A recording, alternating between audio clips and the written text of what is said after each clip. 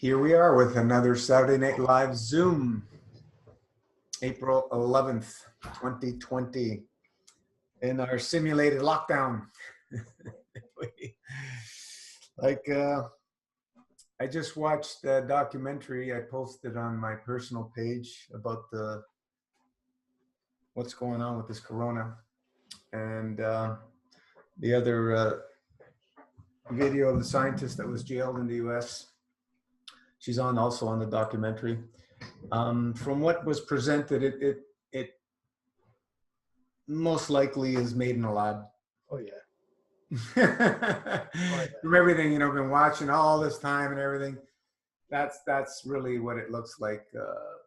It is this coronavirus, whatever we want to call it, and our best line of defense is not changed.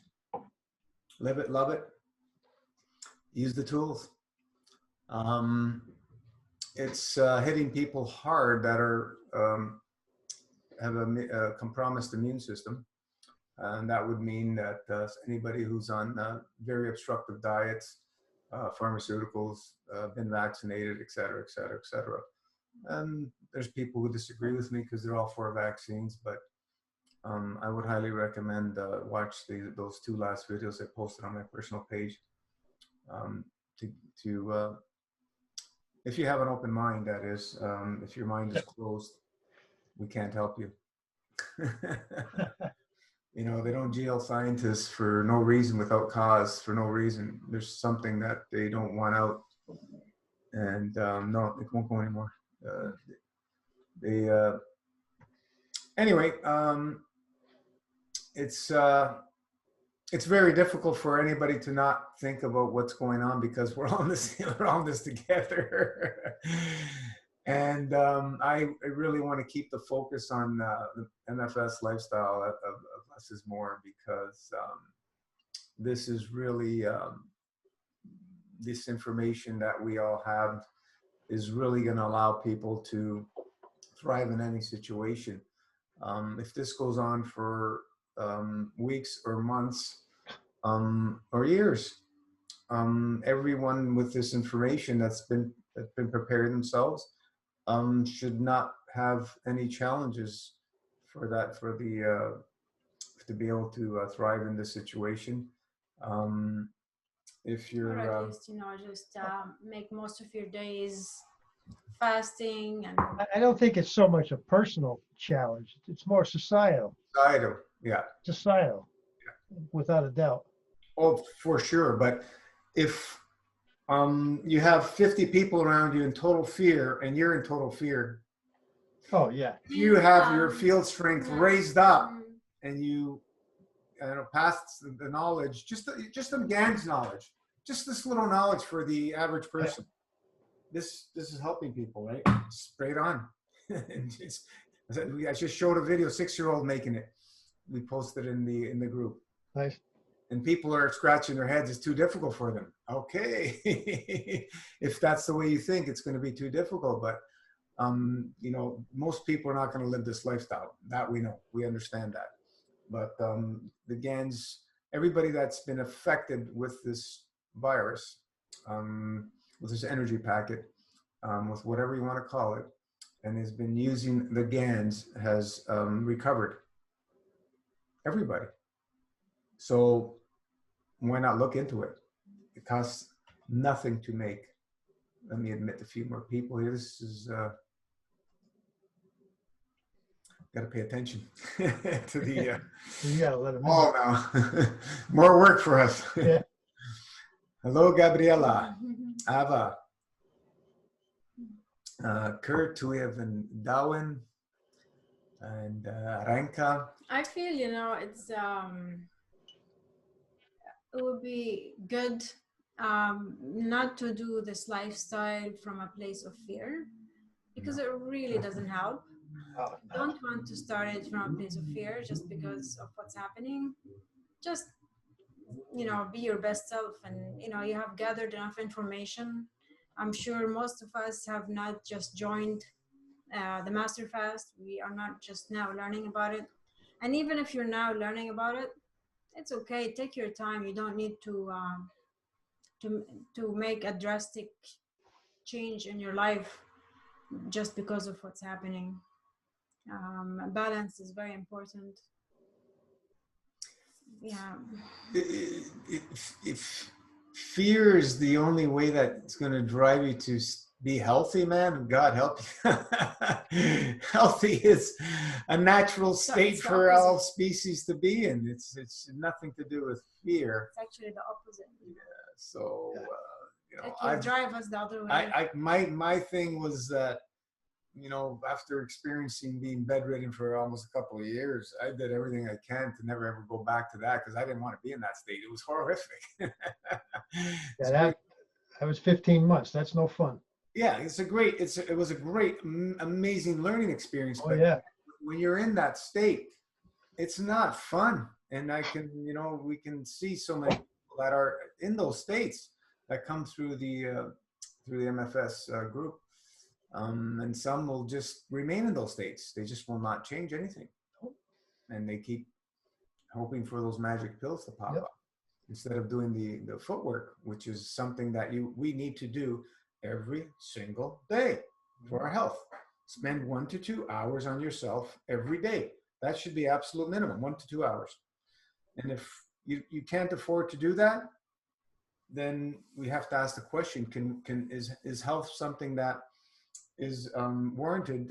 Is it going to be available for you? You know, and if you're looking for those magic pills, God help you, because I've never found anything close to a magic pill. These fallacies of adding something to your physicality to create health is just that. It's a fallacy, and unless we move into the realm of plasma, where you're working with fields, then you're talking something different. But in this physicality realm, there's nothing you're going to add that's going to help you. From my experience, I found that no matter what it is in this physical realm that we add, it always interferes and obstructs. That's my basic understanding from, you know, 3+ decades to sum it all up.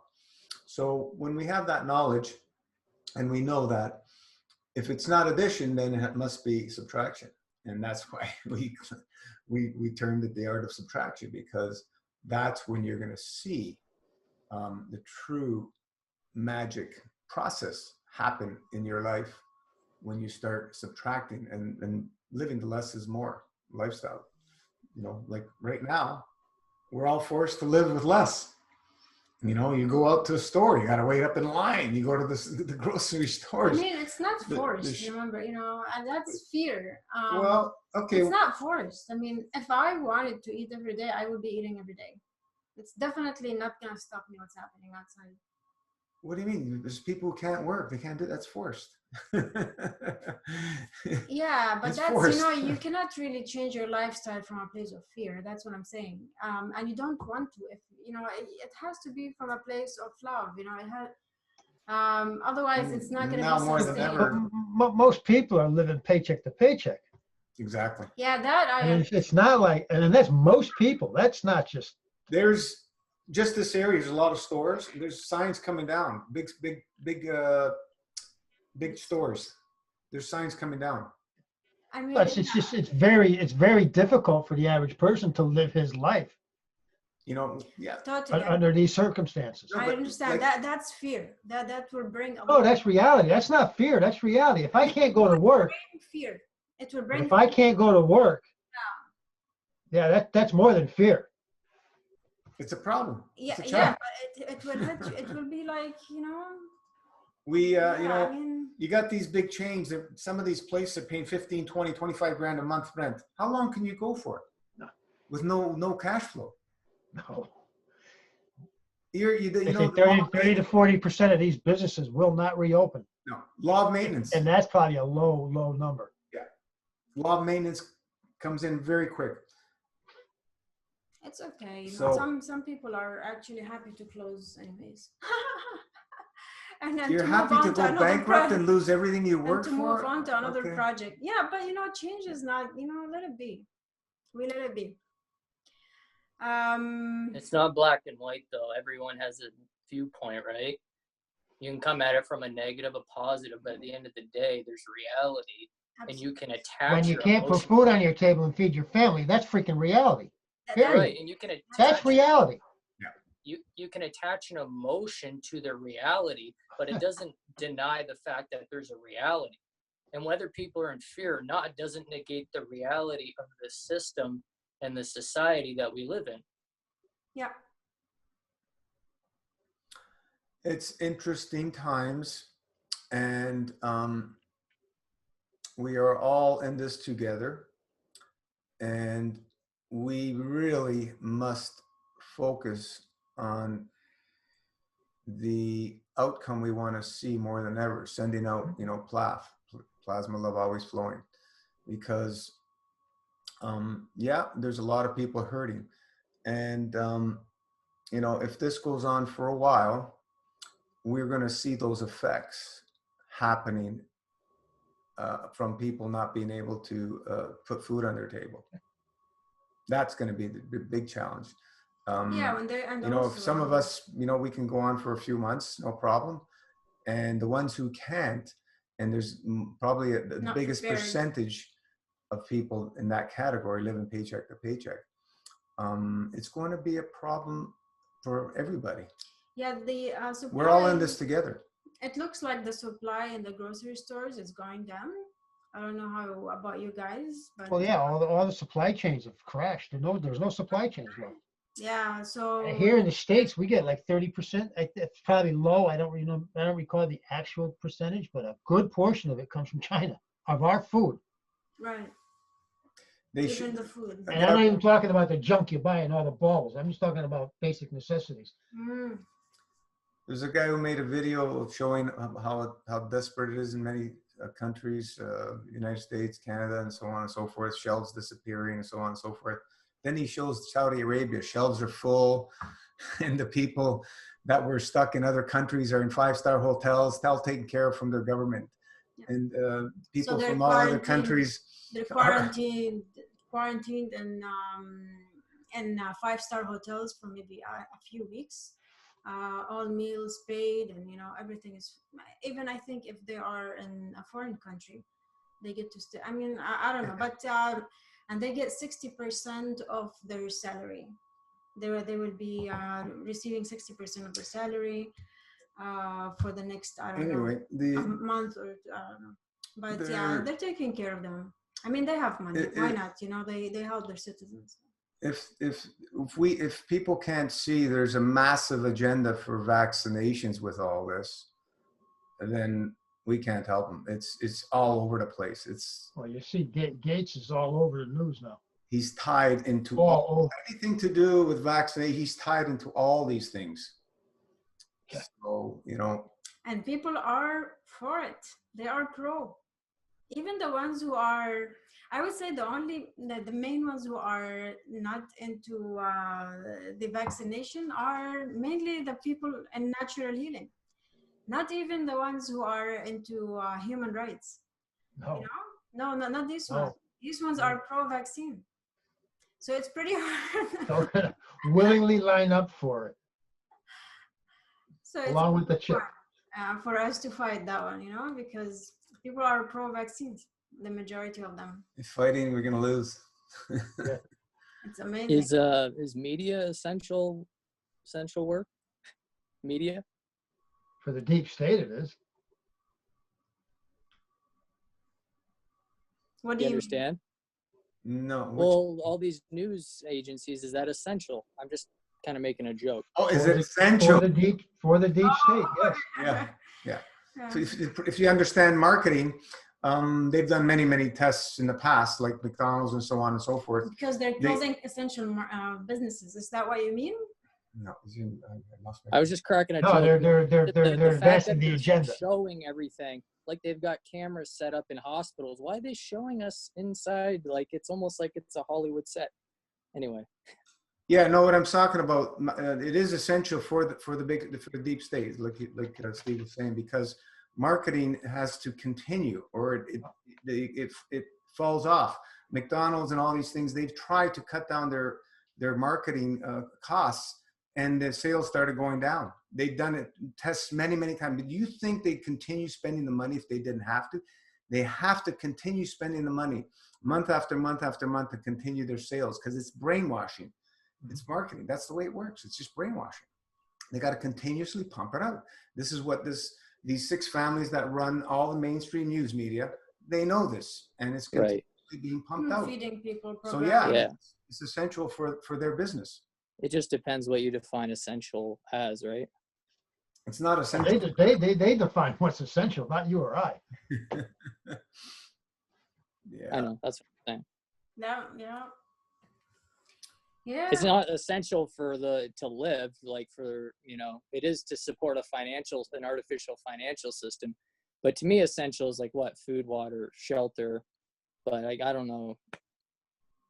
I guess they're saying essential to keep the economy. I don't know. I mean, LCBO, the liquor store, is essential apparently to provide to prevent suicides and shootouts. I don't know. Ridiculous. Yeah, but garden seeds are not. They're non-essential.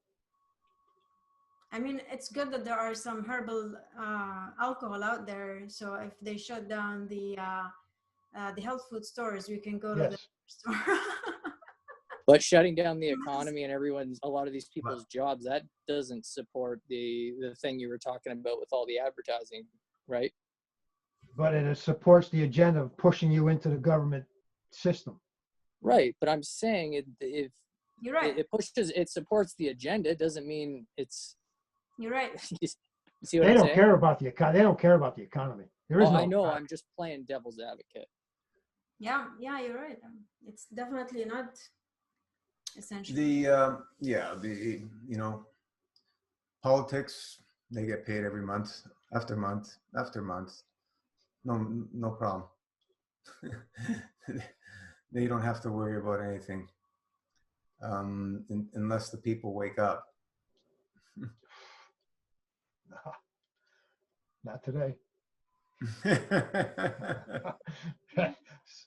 That's the devil's advocate. I've tried with my boss, just to, and I mean, not pushing, just no. He's waiting for that. He's waiting for that vaccine. And this is an intelligent man.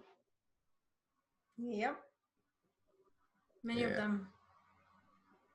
They believe in that. Yeah. He believes the government will take care of it. Out of all I have 4 sisters actually, half a sister, and out of all of them, the one who studied the most, like she has her PhD. I mean, I love them all. She's the one who's most pro-vaccine, the most educated one. Yeah. And we send her Vaxxed One, we send her this, we send her that, and all the videos, and they're Can't get through. it's not easy. Yeah, it's not. No, it's not. Yeah. Yeah, the majority are pro. It's gonna affect us too, right? We might get vaccinated eventually. And you know what? I say, sure. I honestly say sure. It'll be outright slavery, which is not something that sits well with me. Yeah, you vaccinate me and I'm gonna detox that stuff, I mean, what can you But do? again, the masses they're all primed for that. They've been conditioned. Yeah. Decade, generation. This is not new. This goes back generations. This didn't start yesterday. Yeah, there's people saying, if you don't get vaccinated, you won't be allowed in my house. Oh, they're getting neighbor against neighbor down here. Report. I mean, they started this. Oh, I think it was Waco. Remember what happened in Waco, Texas, the Branch Davidians? Oh, yeah. After that, it was Janet Reno. She was the AG here. She's the one that came out with the See Something, Say Something program. I don't know if you've seen that here. No. Yeah, it was a big push. If you see something, say something. So that goes back, what are you talking, 30 years? Is she still around? Yeah, she's still alive.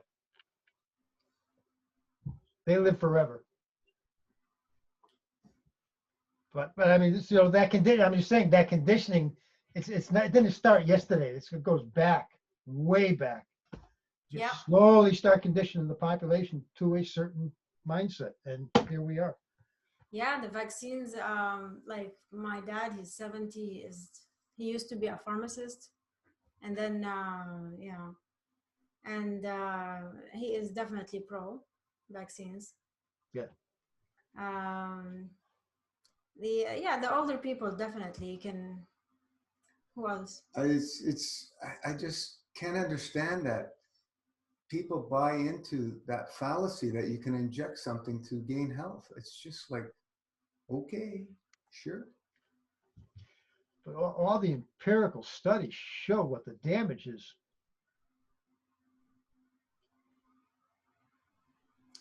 Never mind the studies. We have more autism now than ever. I mean, yeah, but More sickness now than ever. But yeah, there are so And there's many more factors. science now than ever.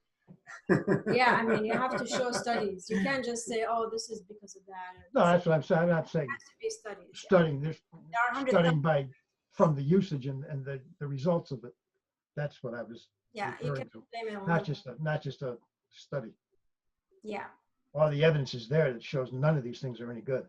None of them. As soon as chemicals came to be, that's when humans started going downhill fast. Yeah. Right?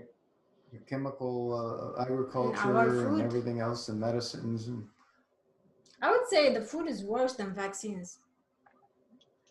Like the chemicals in our junk and stuff like that, I would say is probably worse than vaccines. I don't know. Because vaccines you can there's detox, many people who drop dead getting vaccinated. So yeah, I guess they're very toxic. Like their body is like shut, with all the toxicity, and they can't take anymore. Look at the obesity just from the crappy food. Yeah, it's absolutely crazy.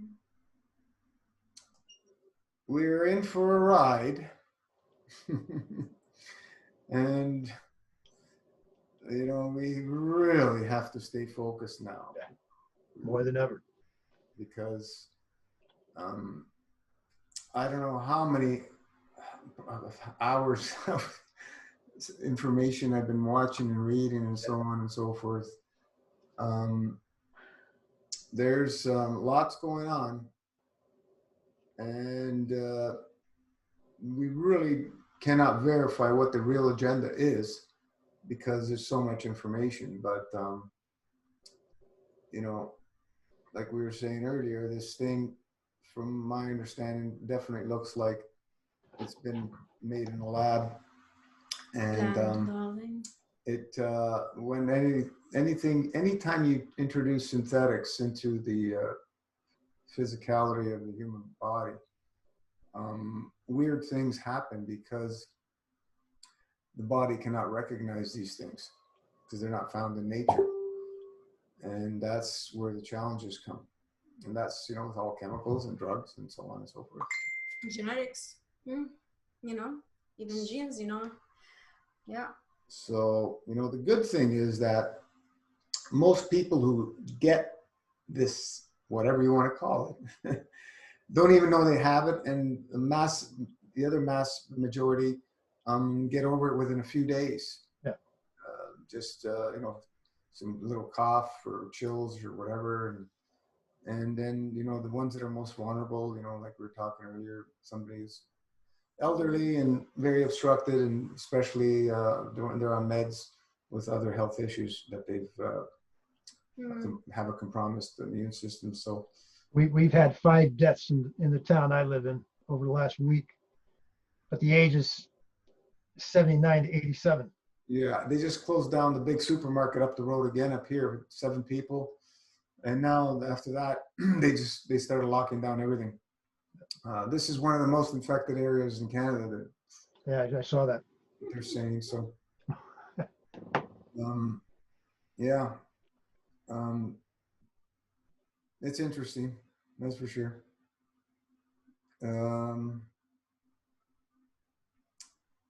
Do we have to worry about the virus? No. Worry about the fear. Mhm. The fear paralyzes us, and it takes away our power to rationalize and think, critical thinking. When we lose that, then we've lost everything, and that's how they are able to program very easily. There's um, simple protocol for brainwashing programming, and if you just look at the school systems, that's the way it works. Yep. TV and everything else. So I was never one to like any of the stuff. I always was the black sheep or the striped sheep. But it's interesting. So, share what you're feeling, what's going on and what are you doing? We're just living and loving it. Mhm. Continue what we've always been doing.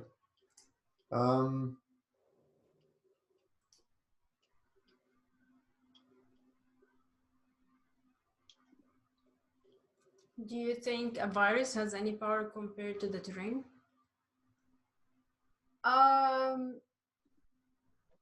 So it depends on the terrain for sure. Environment dictates outcome always. If you plant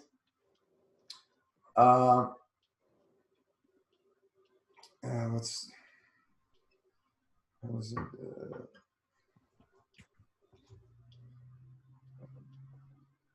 If you plant a bad seed in poor soil, you're not going to get much happening, right? If you plant the seed in good soil, it blossoms. So you have to think about these viruses similar to that or any other pathogen, parasites.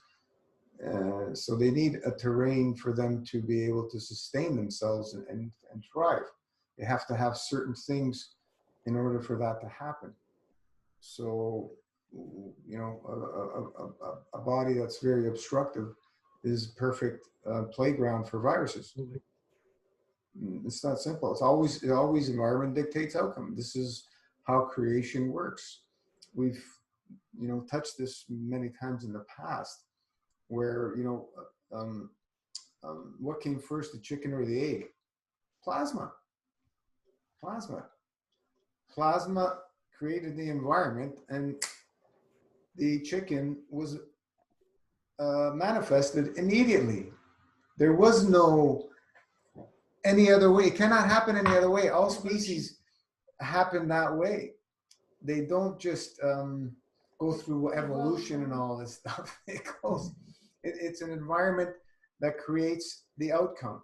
So I've given the example of the fish from one of our classmates.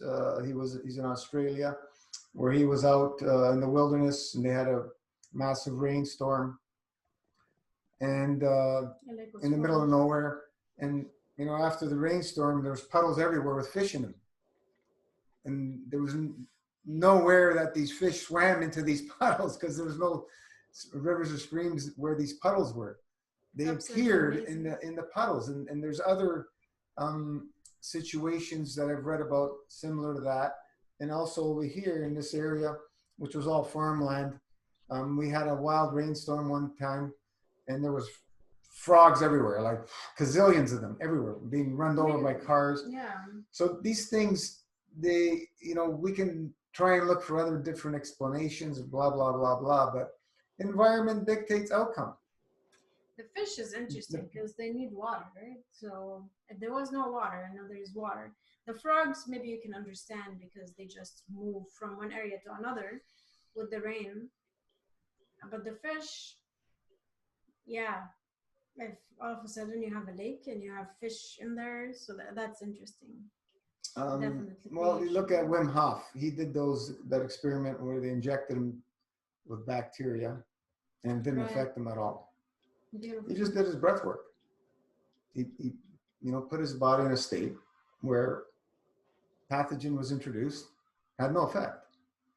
and they say, you're a weirdo, blah, blah, blah, only you can do this. He says, no, give me whatever number of people, 6, 7, I remember. Give me a week with them and we'll do it again. And they did. And every one of them had no effect. Just by doing the breath work. So. Can you hear me? Now we can. Yeah, I put my headphones. iPad mic is terrible. But yeah, the reason I asked, I was listening to this MIT graduate who kind of went on his own path over his career. And he was talking about how, and I kind of agree with this, once again, just presenting information, not saying it's the truth. But he was saying how, kind of like MFS says with everything, with parasites, is they're actually there to help clean up the mess. Yeah. And we're sitting here focusing on the bacteria, parasite, I don't know the difference between all of them, like, or virus. But and he was talking about contagion and how they studied it 100 years ago, and they did these tests where they were injecting mucus or and putting bags over people and inhaling it and doing all these tests, and it was actually proving you can't transfer sickness to another person, and that we all have these bacteria within us anyway. We might, if corona exists or was created, whatever, we all have it within us anyway in minuscule amounts, and how they're testing it in amplifying numbers to create the illusion that these people are infected, or these numbers. We all may have it anyway. If they tested all of us right now, maybe we have coronavirus. You see what I'm saying? So it's just interesting. It's got, I don't know. It's hard to comprehend. Yeah, like let's look at the parasites for a minute. When you put the terrain of the physicality in a certain condition, do you think that you're picking up parasites, or do they manifest within the physicality? See, this is where environment dictates outcome. They appear because the environment is conducive for them. Yeah, they're there to help you because they have to do their work. Imagine we didn't have them. What would happen if we didn't have them? Exactly. Oh, yeah, that would be even more of a problem. But see, what the biggest problem is that we put our bodies in such an obstructive state where they start taking over. They start interfering with organ and gland function. That's way beyond what this physical, body was designed for. It cannot handle that. And then they blame the parasites, which has nothing to do with the parasites. No. So. And then there are parasites that when we eat are important. They help us digest our food. Good bacteria, they're called. And then there are parasites that feed on our waste if we're obstructed. So each one of them has a role, even what we call bad parasites, which feed on our waste. God knows what would happen to our waste if there are no parasites feeding on it, and processing it. So that's how I see it. So like the whole, how it came in, whether it was created or it came from outside, because it's so easy to get exposed to anything. Well, just look at when you have. It doesn't matter. When you have fruit on the counter, where all these fruit flies come from? Exactly. Oh, immediately. Where do they come from? Yeah. They're there. They're on the fruit. They've always been there. Or when you make Just waiting for the right environment. It's just like the locusts are starting up again, this next wave of locusts. And they're saying the colonies are going to be 20-fold. How can that be? So what's going to be? The size of the colonies, the locusts. Oh. They're starting up again, all the heavy rains they had. And they said that they're estimating they're going to be 20-fold times, 20 times what they were. So, I mean, they already left. They hashed and left. Man, oh man. Yeah. Everything has its purpose, and yeah, but no rain, no locusts. See, that's what the locusts never would have came to. Right. Never would have came in if the rains didn't come. Yeah. Same thing. Yeah, what they do in Africa, when they want to decimate an area, they make it rain in the desert, and then they move into the land and eat up everything, and people have no more food. And they starve, and then they send them rice and GMO rice and all that stuff to feed them. It's just it's the diabolicy of greed. I don't know. Well, you know, all these things that are in nature, every single speck of atom that exists has a purpose, and for our intellect to believe that we understand how it all works is total nonsense. We have no clue of all. Not only to understand, but to outsmart them, you know, to try to think that you're smarter than nature is like crazy. We have no clue. Absolutely crazy. That's why I say, why put any thought to it? Empty out your vessel. Let the soul do the work. It's automatic. You don't have to know. You don't have to think about it. Honestly, just clean house. Today I was thinking about, before coming into natural healing, I was in stem cell research. And we were basically making, engineering cells. I was working with something called suicide gene. And this suicide gene, we put it inside another gene. So it's part of the DNA, a gene that, let's say gets expressed in I don't know, let's say gets expressed in your pancreas, okay, as a protein. And so it will be expressed in the suicide gene. It will kill the cells in the pancreas. So it's very specific. I mean, the things that you can do today in the lab is absolutely amazing. Okay, it's like technology is like really, yeah.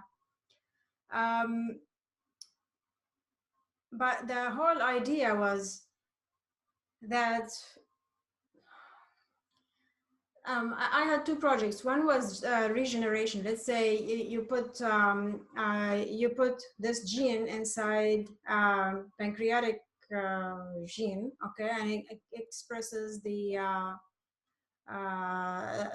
this target gene that I was putting in the pancreas cells, and it replicates them, okay.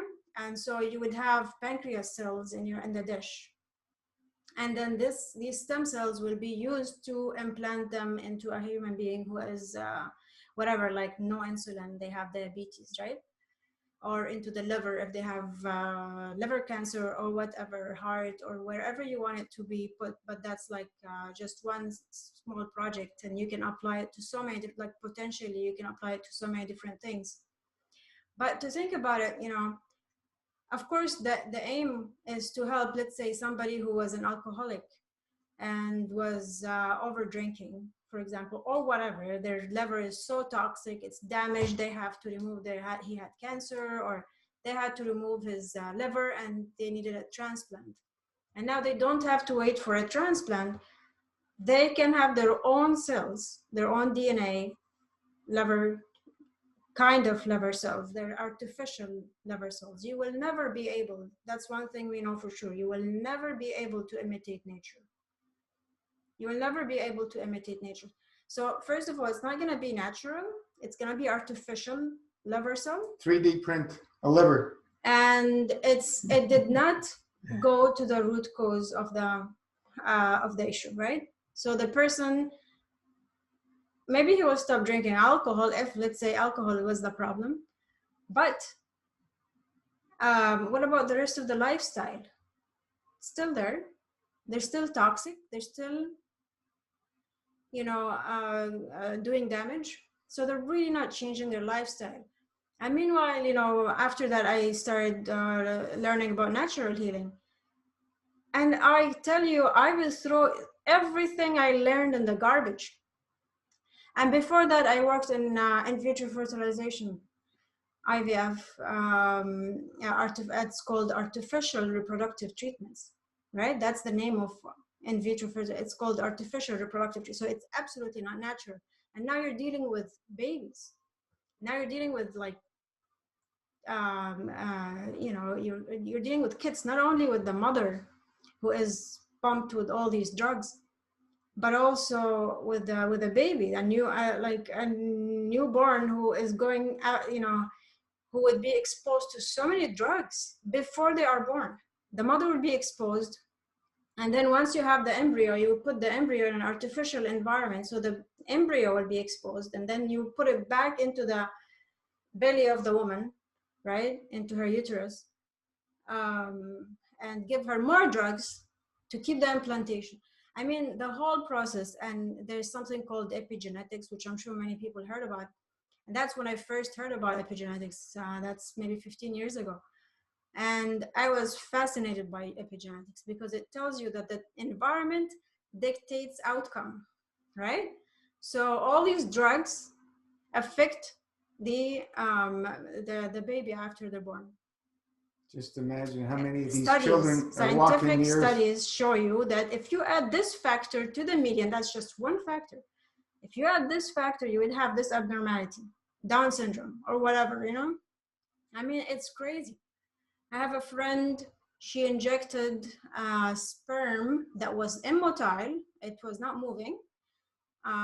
You know, the man was not, I guess, healthy, and his sperm were not moving. So they were not adequate to make a baby. And what do you do in the lab? She's a senior scientist, that's in Italy. She took it, you know, there's a big microscope that you would use. You take the sperm and you suck it into a needle, and then you inject, inject the egg under the microscope with the sperm. And she did that for a couple of eggs with a couple of sperm, right? And that's what happens basically. And whichever ones look the best under the microscope, the best embryos, the best fertilization, the best embryos, after a few days, you implant these ones. And usually they don't implant more than 2 because they don't want women to have more than 2. So she implanted 2. And she told me that, of course, the parents were desperate, okay? And then she told me, she was teaching me, but she mentioned this story one time. The 2 kids were abnormal. I don't remember what it was, but they were not normal. So she was like, she was telling me how bad she felt because they came to visit her. You know, they were desperate. They were so excited to have babies, but the sperm were not moving.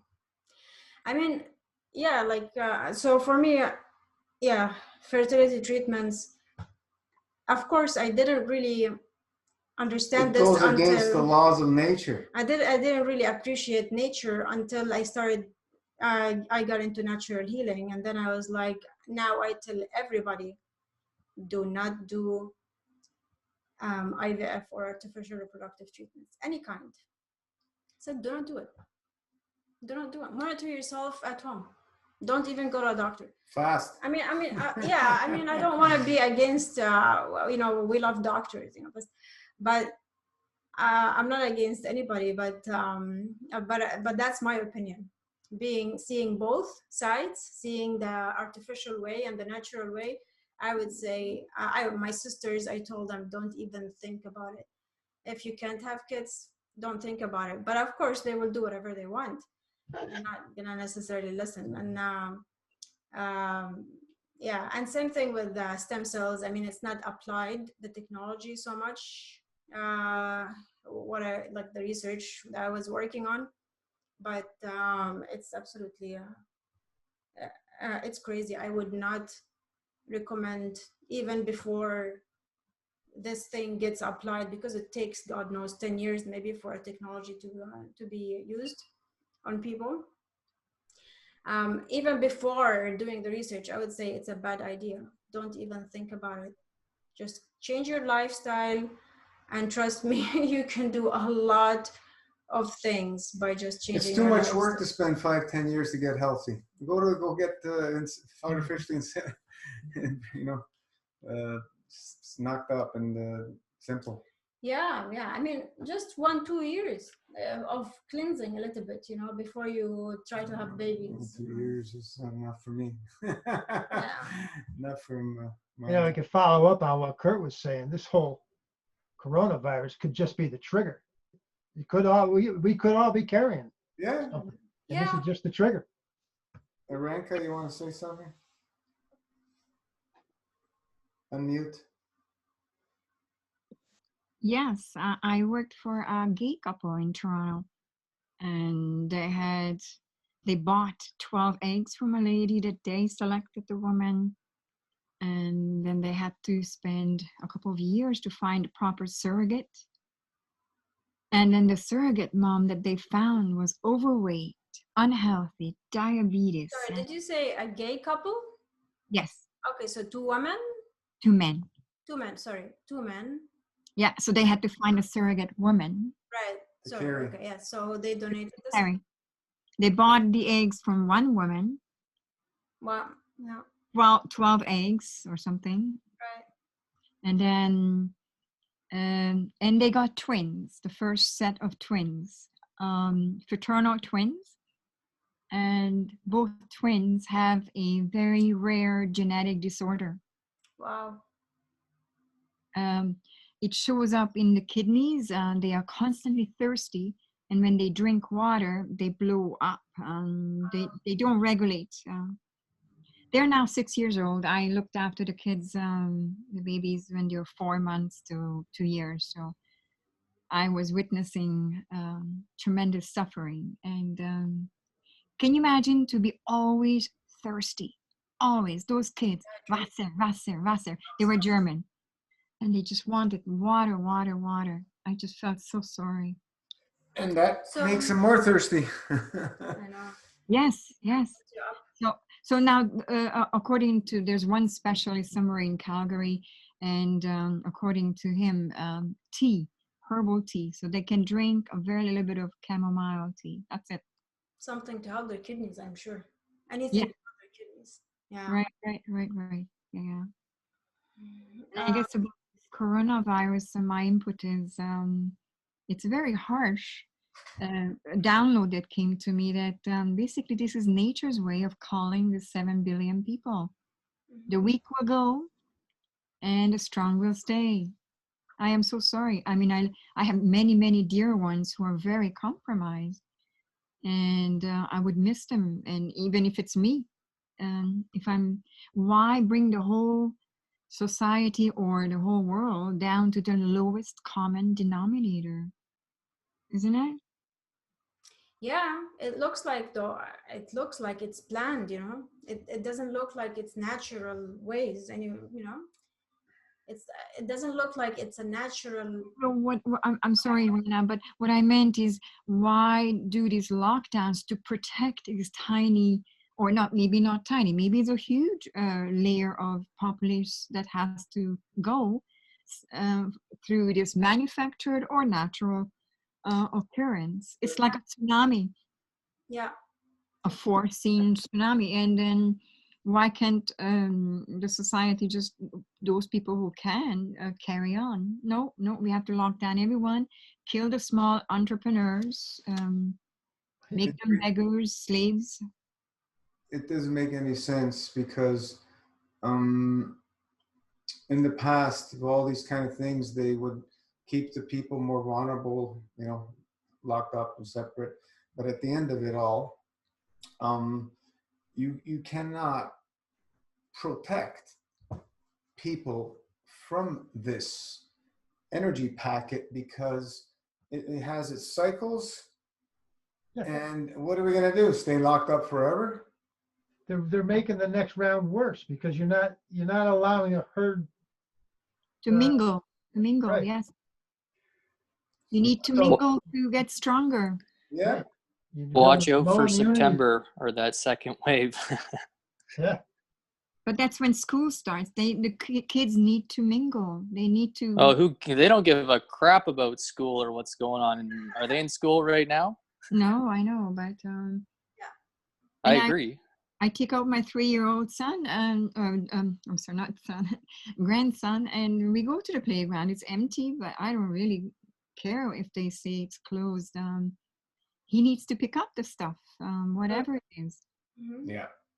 They arrested a father. I don't remember what state it was in. No. Brought his kids to the park, 3 of them or something. The cops came in and arrested him. Took him away in freaking handcuffs in front of his kids. because he was not following their lockdown. Yeah, my sister went to the park as well. She has a 2-year-old. And the 2-year-old went, she was playing and she went next to a lady who was sitting down. She's young, a young lady. And the lady was like, oh my God, move her away from me. And my sister and her husband were like, oh my goodness, did I just see this? Yeah. Yeah, it's crazy. They're afraid. With the boogeyman, they can't see. It's all programming. And it was all here before this all happened anyways. This is just the acute vision. Expression. Yeah. The dream coming to fruition. They've been planning this, all the different events they held, and the last of which was Event 201. And I guess I'd mentioned this last time, but they gave out the souvenirs of a coronavirus. Yeah, nobody knows about it. Look up Event 201. Yeah. I happen to agree with this, something I read, and it was something I've been thinking about. But the coronavirus seems to have been around for a long time, maybe decades even, because the Lysol bottles have it, right? And we all carry viral loads of some sort. And so maybe the perfect plan was to just develop a story and a test and say that we had to all get tested, because then once you test, then we're all carriers of it. And I've read that there is no specific test for this particular COVID-19. It's just for corona. And then I also heard yesterday that the hospitals get what is it, $10,000 for a COVID diagnosis, and then $40,000, $30,000 or $40,000 if they put the patient on a ventilator. And a doctor had recently come out saying that all these people that are being treated with ventilators are in respiratory distress because they're not being treated properly. They're just being told to be put on a ventilator. And so all of this seems to really have come together, and slowly I see people waking up. Somebody wrote on a park bench in Florida, "Plandemic" on it, and I read the comments under a Bill Gates Instagram post, and they were something over 9,000 comments at the time, and they were mostly negative towards him and all skeptical of what's happening. And so it's weird. I mean, today I've had a positive day maybe, but I would say it's encouraging. It's encouraging to see that kind of thing. Yeah, the information's getting around. Yeah. Even people commenting on the mainstream media YouTube, but majority, I'm shocked, are people not having it. Right. And another thing, just to add on to what you were, I don't know, I'm messed up. I don't even know what I was going to say. Sorry. I'll tell you in a minute. Keep focusing on Plath. I'm doing enemas. I got some chemicals coming out of me. Sorry. With the whole viral load thing, it reminds me of when I was still going to doctors, and it was integrative medicine at the time, and I wanted to know, what do I have? I was still trying to figure out, what do I have? How do I get better? And they tested me for Epstein-Barr, and they said, well, I said, so do I have it? Do I have it? They said, well, it's high here, it's low there, it's high here, it's high. And I said, well, I don't get it. I thought you guys, it was either black or white, but it's not. It's not. And now I'm learning more about the whole HIV and AIDS scandal, and how all these people, they just were carrying HIV. It was just a viral load. And the AZT was the AIDS. And I'm from New York, and that was a really big thing there. It was a big thing around us. So that's really, it's heartbreaking. Yeah. Yeah. The people got to hold all these diabolic, dark entities accountable. That's what has to happen.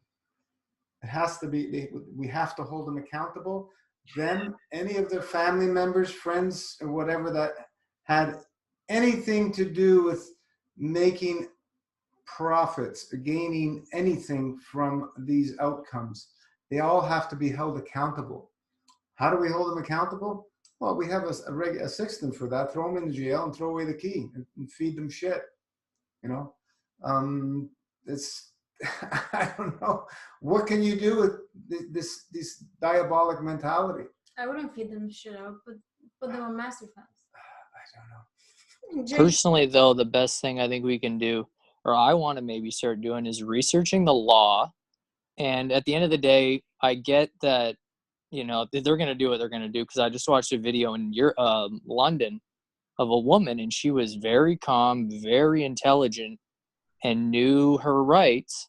And she says, I'm sitting here, I'm exercising my mind, I'm meditating on a park bench, was not within 6 feet of anyone. And 2 officers came up and were saying, you've been here for an hour. They were watching her. And she says, yes, I'm allowed my 1 visit per day, or my 1 exercise per day. And she says, it doesn't say legally what defining what exercising is. And I'm exercising my mind. Yeah. And they ended up arresting her after 10 minutes.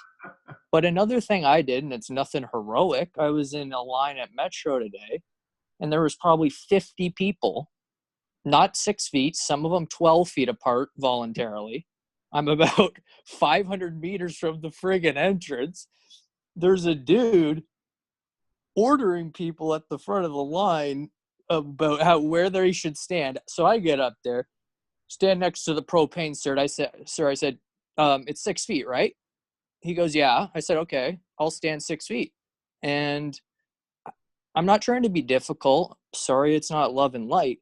But if we don't do these little things and we cave into fear, what are we demonstrating to those around us? And what, you know what I mean? It plants little seeds.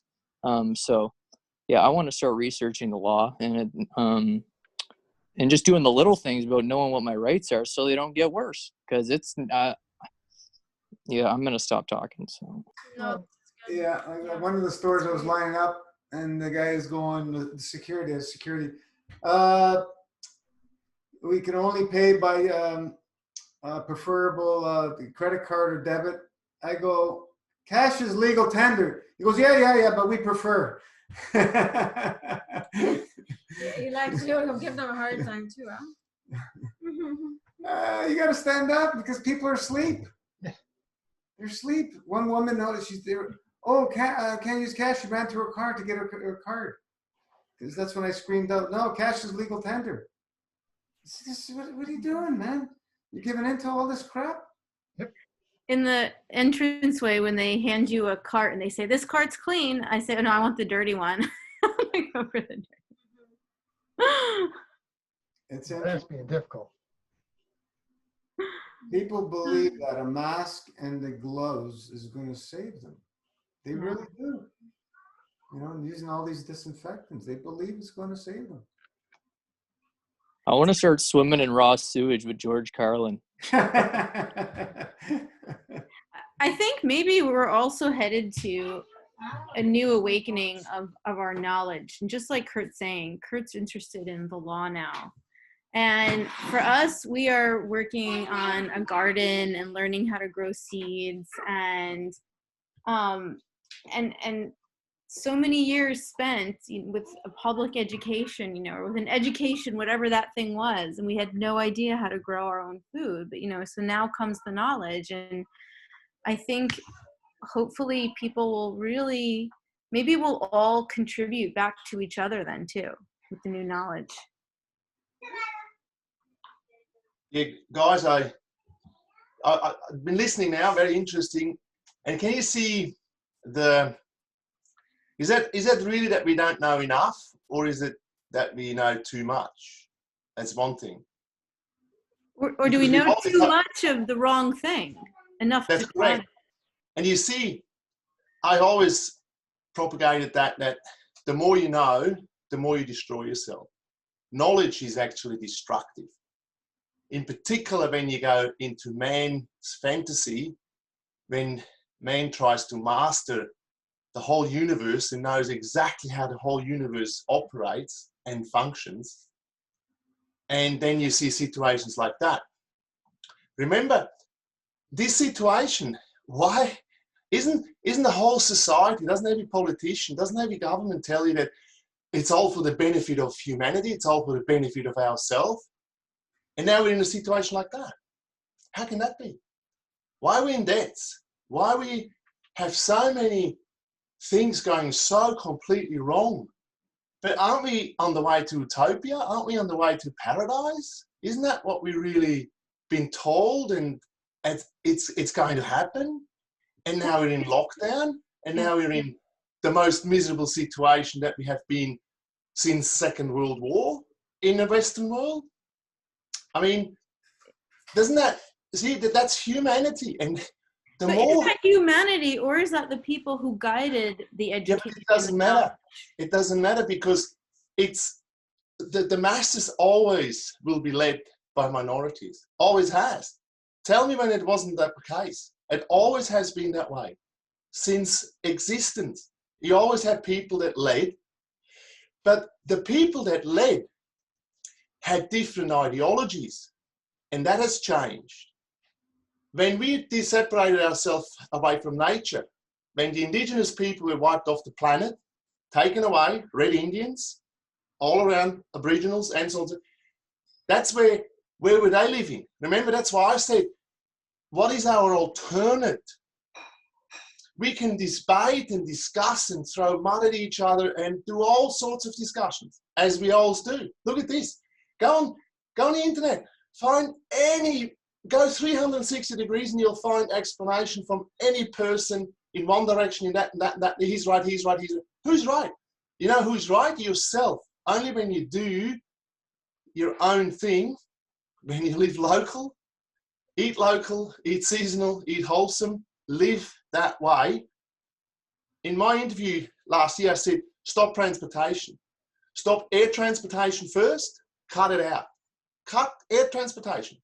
Next thing, cut ships. Stop ship, and then stop normal local transportation. And learn to live, as you just said, Lisa, learn how to work with seeds and live off the land. Then you know you got to move out of the city because you can't do it on concrete. So hey Hans, what if you can't order seeds, and what if you can't leave your home, and what if it's not? But you see, don't get trapped in circumstances. Free yourself in your mind. You free yourself of all this knowledge. Remember, as you just said, you got to, as Rana said, you had to throw all the thing in the rubbish because it was the wrong thinking. Right. Now, if you kept trapping in that cycle of knowledge, you only go in, you're the storm in a teacup. You go around and round and round and round. As you said, I need a lot to know about the law. What do you want to know? Which law? Natural law or human fantasy law? That's where the problem is. It doesn't matter how good you know the law. When they put laws in place that they can rip you out of your house and poke a needle in your ass without you having no say to it, what does the law help you on that? Well, it does when you elect people. There, to some extent, no, when it gets so far out of your hands. But how do you change that? You don't change it by exactly. growing. That's exactly what I'm saying. We don't have an alternate system, and then you trap yourself. Yes, you have, and you're actually doing it. MFS is a learn how to work and live with your own body, in your own mind, and your own mind and spirit. Once you have that, then you understand that, remember, environment dictates outcome. Then you will have to learn, I'm in the wrong situation, I'm in the wrong spot where I'm living because it's not conducive to the seeds that I have come up in me through being less obstructive, okay? You have cleared obstructions and that will open up your mind saying, holy shit, I should not be here in the concrete jungle, because the concrete jungle doesn't get me anywhere. So there are steps that you have to think through. It's not easy, don't get me wrong. I'm not saying, but I'm saying instead of going into the spiral of this knowledge seeking, what does that really get you? Because think about the answers that came through fasting, through less is more. What has awakened in ourselves by doing that? A lot. Or you're not doing it properly or whatever. Everybody then is responsible to themselves. But when the answers that you have experiencing right now as well by doing fasting, like just a 3-day fast, a dry fast for full moon, okay? To me, that was just liberating completely, because you know what I did? I stopped listening to the computers and to the internet and just switched back to where we come from, to source. And once you do that, holy shit, what are we doing here? That's exactly what we all have. So what have we got to do? Steer away from it. Not run away, but you can then make, how should I say, decisions that are based on where we belong. Not in a law state, in a man fantasy way. No, in a state that you have control over yourself. That's the first thing you got to have. And if you don't do that, and if you don't then actually live and think that way through, and over, because remember, we're creatures of habits. If I think about it, I need to know about law, I need to know more about science, I need to know more about all this, I need to know more all about this. But you remember, the further you look inwards, the less you see. The further you look outwards, the less you see. You're 1.8 meter tall, whatever you are, that's the view that you got to have. And that's the view that that I promote by myself, because everything else makes us crazy. It's crazy world. It's completely crazy the way we look at things and want to know more. But we need, these strands and this and that, we need to know more about this. What for? Can we change it? No. What can you change? That's the only thing you can change. You can change your own mind. Get your mind back to source. Get your spirit back to source. Get your body back to source. That's where the answers lie. That's where all the answers are. Yes, you're encaged by the slavery of society. I give that 100% yes. Do I want to oppose to that? Not really. But I would oppose when somebody would come in here and will try to drag me out of the house and pull the fucking needle in the ass. That's when I would oppose. That's when I even would kill somebody else for that, because that is not right. But I think until we get to that state, there'll be a lot of other things happening before that comes. But I'm just saying, so liberating now is really, this is a real waking up call, this 2020 awakening, this clear vision, because you need to take control of your own life only and know what is my alternate. If you want to keep going with what is going on, well, where do you get? Ain't no utopia, folks. It's not happening. And we're not on the way to utopia. For a few, probably, yeah, they have their utopias underground, wherever they want. All this rubbish and shit, we don't have access to that. We're just human beings. What do we have access? It's out there, nature. Well, let's connect to that. That will give the only answers and all the answers, nothing else. Really, that's the way I see it.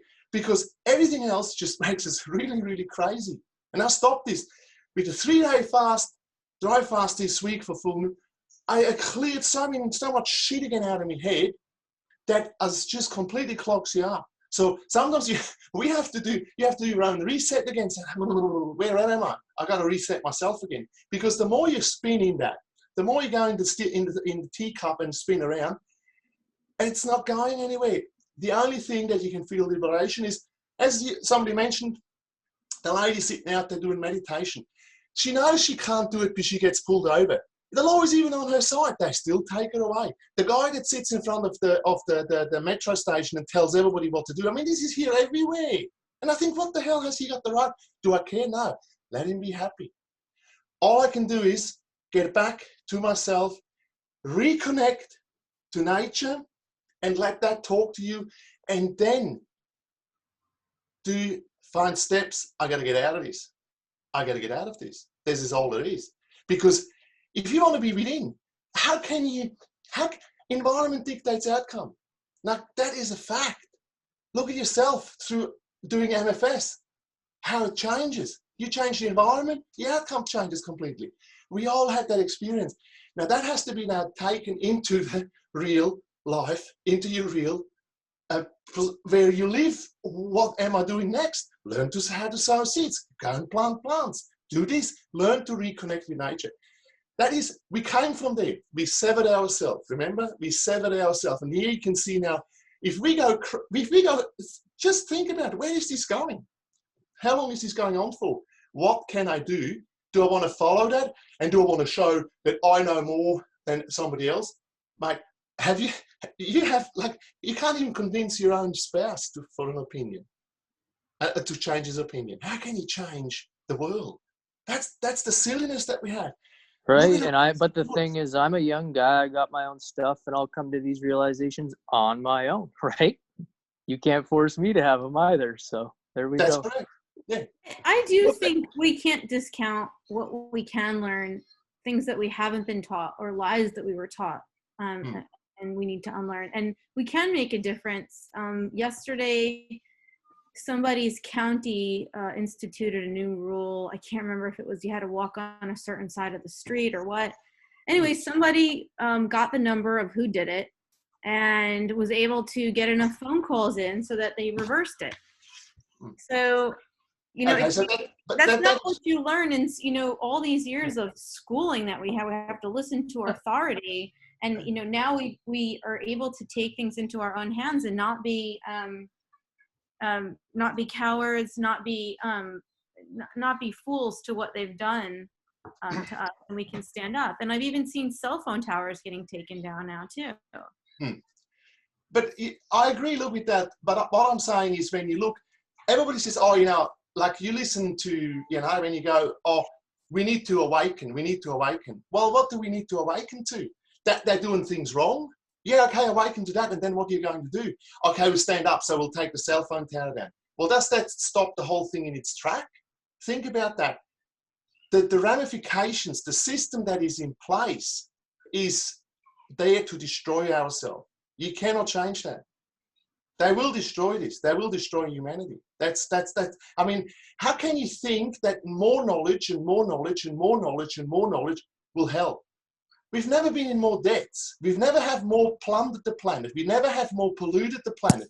And now, let me finish. Somebody will tell me now that all this now, through awakening of every person, will change everything. Well, what do we think about? At the moment, everybody, we want to go back to normal. Well, what was back to normal? Polluting the environment, plundering the environment, and being more in debts. That's the normal that we had. Is that the normal that we want to go back to? Is that it? Because then we only keep going the same way, isn't it? So now we have a complete change. Nature has a rest. India has seen the first time the Himalayas in 30 years, and so on, all this stuff. Okay, so there's a reprieve for nature, but we want to go back to normal. We want to go back to plundering the planet, polluting the planet, and being more in debts. Now they're coming in and take not only that, they take now the rights away from us because you can't even protest against that anymore. So when this awakening is going to happen, so who is going to stand up? Because you can't. You can't go out there at the moment. So will we go back to normal? I don't know. What was normal? Don't you think some people, I see it as now people are waking up to understand that normal wasn't normal. That's the thing. And then what's the alternative? Well, right. So let's find the alternative. So that's exactly right. I want to find, right. So for you, it's looking inwards for the most part. And I get that. But I think also even today, I was thinking about this, how I could do some more seminars at the local library where I am now. And I was thinking, well, what would be catchy? You know, what could I get people in with to talk about taking better care of themselves and the environment and the animal. And so that's accessible. And I think, yes, we can look at things with, you know, sort of I don't want to say doom and gloom or, you know, crap, you're headed. But some of us do want to live in a positive state, also have an obligation, let's say, with kids. And so, you know, so then we have to think about, well, yes, we can make a difference. I still see it all the time, even though I think that there are some dark things ahead, but I still see people making a difference. Like I said, there was that small story of that lady who spread the word, and there's so many people doing so much in the health freedom movement too. But at the moment, and I understand that, but look, the system that created the problem cannot solve the problems. Okay, it can't. So you understand that with all the health movement and the peace movement and all this and all that, these people asking, look, remember the yellow jackets in France that then they're all around the world. Well, they can't go out on the street anymore. But even they couldn't quantify what they want to have changed. They just want to change. But what is it exactly? The French government asked them, what do you want us to change? Well, it's inequality. We need to change this. Well, how do you want to change inequality? Because at the end of the day, somebody has to make a decision, has to write laws about it and all the rest of it. And then it comes to the same thing. The liberation, that's what I'm saying. And it's not doom and gloom. Don't get me wrong, Lisa. I don't want to black or make this a thing. All I'm saying is, as you just said, okay, I can go to the local library and then get the people in and talk about this and about that. That's great. And that's an awakening. And then when you start to implement that, what's going to happen then? As you said, then you say, oh, I have responsibility with my children and, you know, all this and all that. Correct. So, but the normal that we had before this outbreak was that you just try to do the best for your children with the system that is around. But the system creates now this bubble around and the walls in between us. As you remember, I said that a few weeks ago. This is nothing else than creating walls now in between the people, not with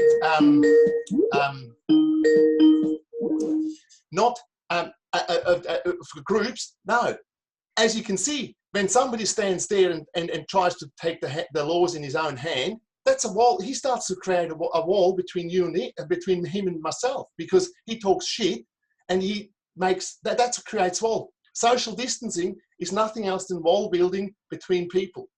And once you do that, everybody is in for it's anarchy comes back and we're all going to kill each other.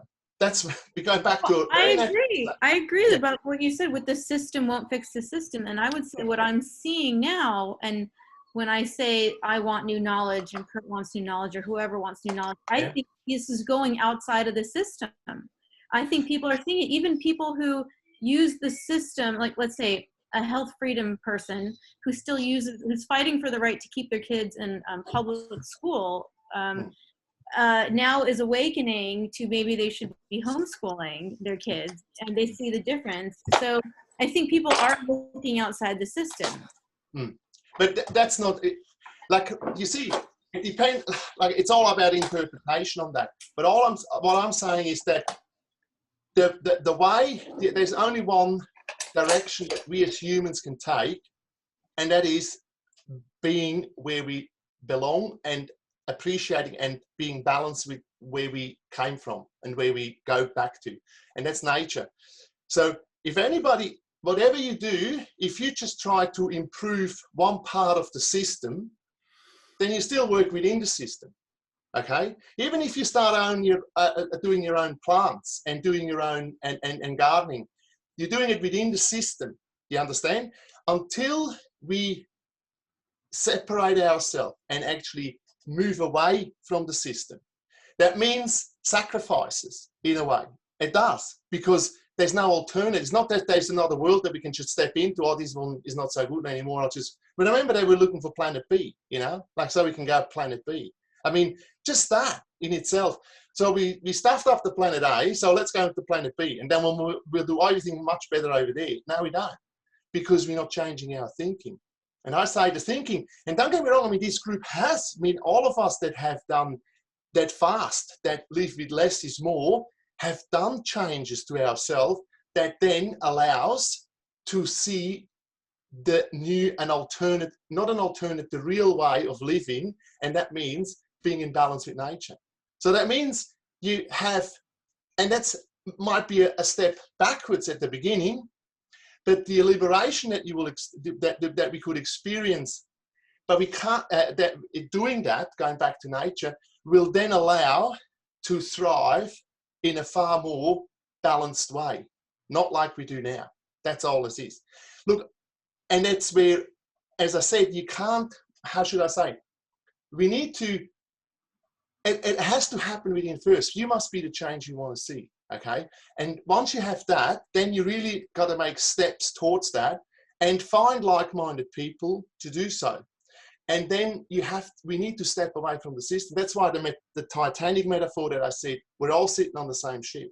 Doesn't matter stern class or upper class, the outcome is the same.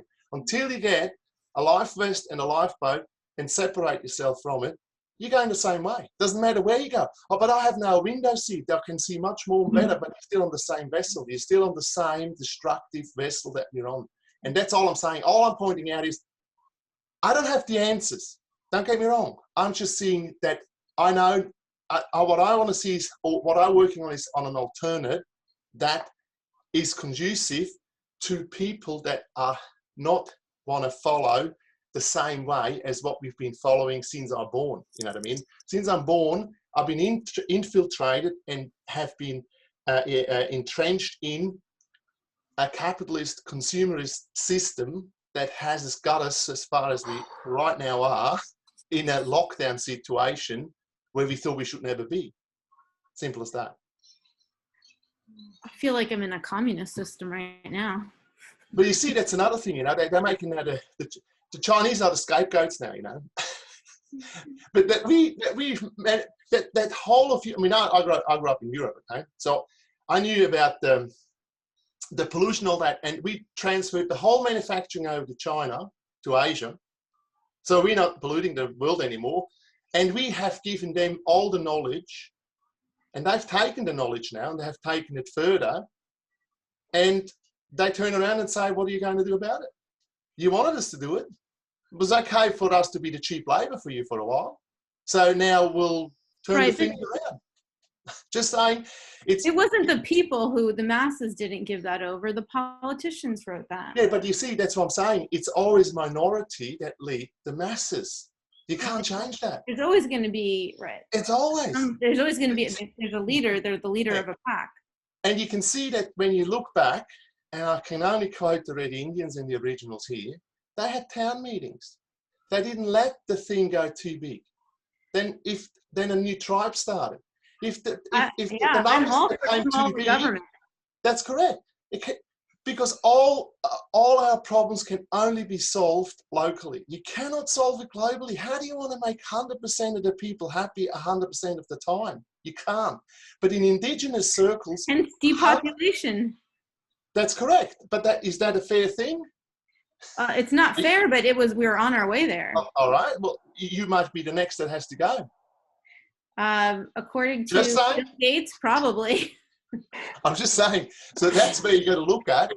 And I'm saying to you, it's the liberation starts in your mind, in your spirit. Set yourself free in a way that actually is conducive, and that's the only environment for that is nature. So that's all I'm saying. That's the biggest change in ourselves, that you have to distance yourself and cut yourself off the system that is in place, and then work it. And then find information of how, remember I said it many times, when was it the last time in your continent when people lived in balance with nature? When was it? That's the time that we should think back to and know that is the way that we should live. That's it.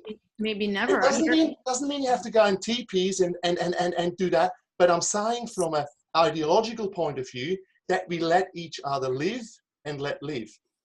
They had non-coercive governing amongst each other. They didn't coerce people to do anything they didn't want. Now think about that. How much coercion is in our society? Look around, you're sitting in it. You're locked down. How much coercion is that? I'm just saying. And even in natural state, when they had a sickness and all that, then they let it go through. What else do you want to do? It's just the way it is. And when somebody said, the stronger will survive. No. It's not the strongest, it's not the weakest, it's the one that is most adaptable survives. When you can adapt to your circumstances, they're the ones that survive. Because the strongest can fall over, the big oak can fall in one big wind blow. I'm just saying, so that's another thing. It's not the strongest and it's not the weakest, it's the one that is most adaptable will always survive and go on with it. And that's how we humans have survived, by adapting to the different circumstances. Nature changes, ice ages, whatever you want to call it, we adapted to it and we were able to do it. But we were doing it in kind of nature, but the spirit that we have and the society that we have today is just we want to master every single thing. We want to master it. And the more you want to master something, the less you will succeed, the more you will destroy. And that's exactly what we're doing right now. We're not making anything better. What if you're mastering less is Master more? You're fasting. mastering fasting. Like, how does that just doesn't, that blanket statement doesn't make sense to me. Here, Yeah. let me just say one thing for 30 seconds and I'll shut up. Hans, I really do appreciate, I agree with everything you just said. I just did a 48-day monthly dry. It was profound. I drink now and I'm slowly learning. I feel terrible once I break it. Okay, I got to do more washing. I did my 3 enemas. I feel about 50% better. And I probably should shut up until I do them. But I got emotions. I'm a human being. Sorry. But I do agree with you're one of my favorite people to listen to every week, and you have a level-headed approach to a lot of things, and I thank you for that. But one thing I think, we're all hypocrites. We're all a bunch of hypocrites here. We think we all know it all. Let's just bring ourselves down to humanity. We don't all have the answers, and see how batshit crazy I am. I don't even know what I'm saying anymore. But this is it. Last thing. One thing a dude said is like, and trust me, I'm the worst for thinking I know it all. Oh yeah, I got it all figured out at 28. But I can at least recognize it, and I try more and more each day to keep an open mind and listen to other people. But I think it's important to realize not one person. You don't have all the answers. I don't have all the answers. And every viewpoint we share is a half truth. That's the thing where the mind can't comprehend it. Everything you said is true, and I agree with it. I try to be the change. I'm trying to fast. Master fast is knowledge, though. So should we just shut the page down, nobody share, because we all need to go inward? Should we not be here? See? So it's not black and white. No, absolutely. And I'm not saying that. And you're right. Look, as I said, I don't have answers. I can only find the answers for myself. What I see is that people, that the whole society is not going in the right direction. I've seen this living on 2 different continents and being involved in many different activities, and I can see, look, when I get back to knowledge that people had several indigenous knowledge, and when I see that these people met on a weekly or 2 weekly basis, sat together, all together, up to say 80, 90 people, and that wouldn't change anything until all of them agreed. Think about it. All of them had to agree. If somebody said, "Nah, look, I don't like it." All right, well done. And then everybody goes their own way. Because then you come back, and not only that, when everybody met each other, they were talking about and praising what they believe together is the right thing to do. And that soil, water, and air is sacred, and that they came from here and this and that, that they were agreeing on what they agreed. And then they started to talk on things that they're not so agreed upon, and then there was exchange. See, like we exchange here now. And eventually, when you do that, what happens if you do that 3 or 4 or 5 times, everybody goes back and thinks, oh, okay, yeah. And then you change your tolerance and and then all of a sudden you come to an agreement, you see? And that's really and that's why I'm saying you can't do that worldwide. You can't do that globally. That's impossible. You can't, because we're all different. We're all, think about just in.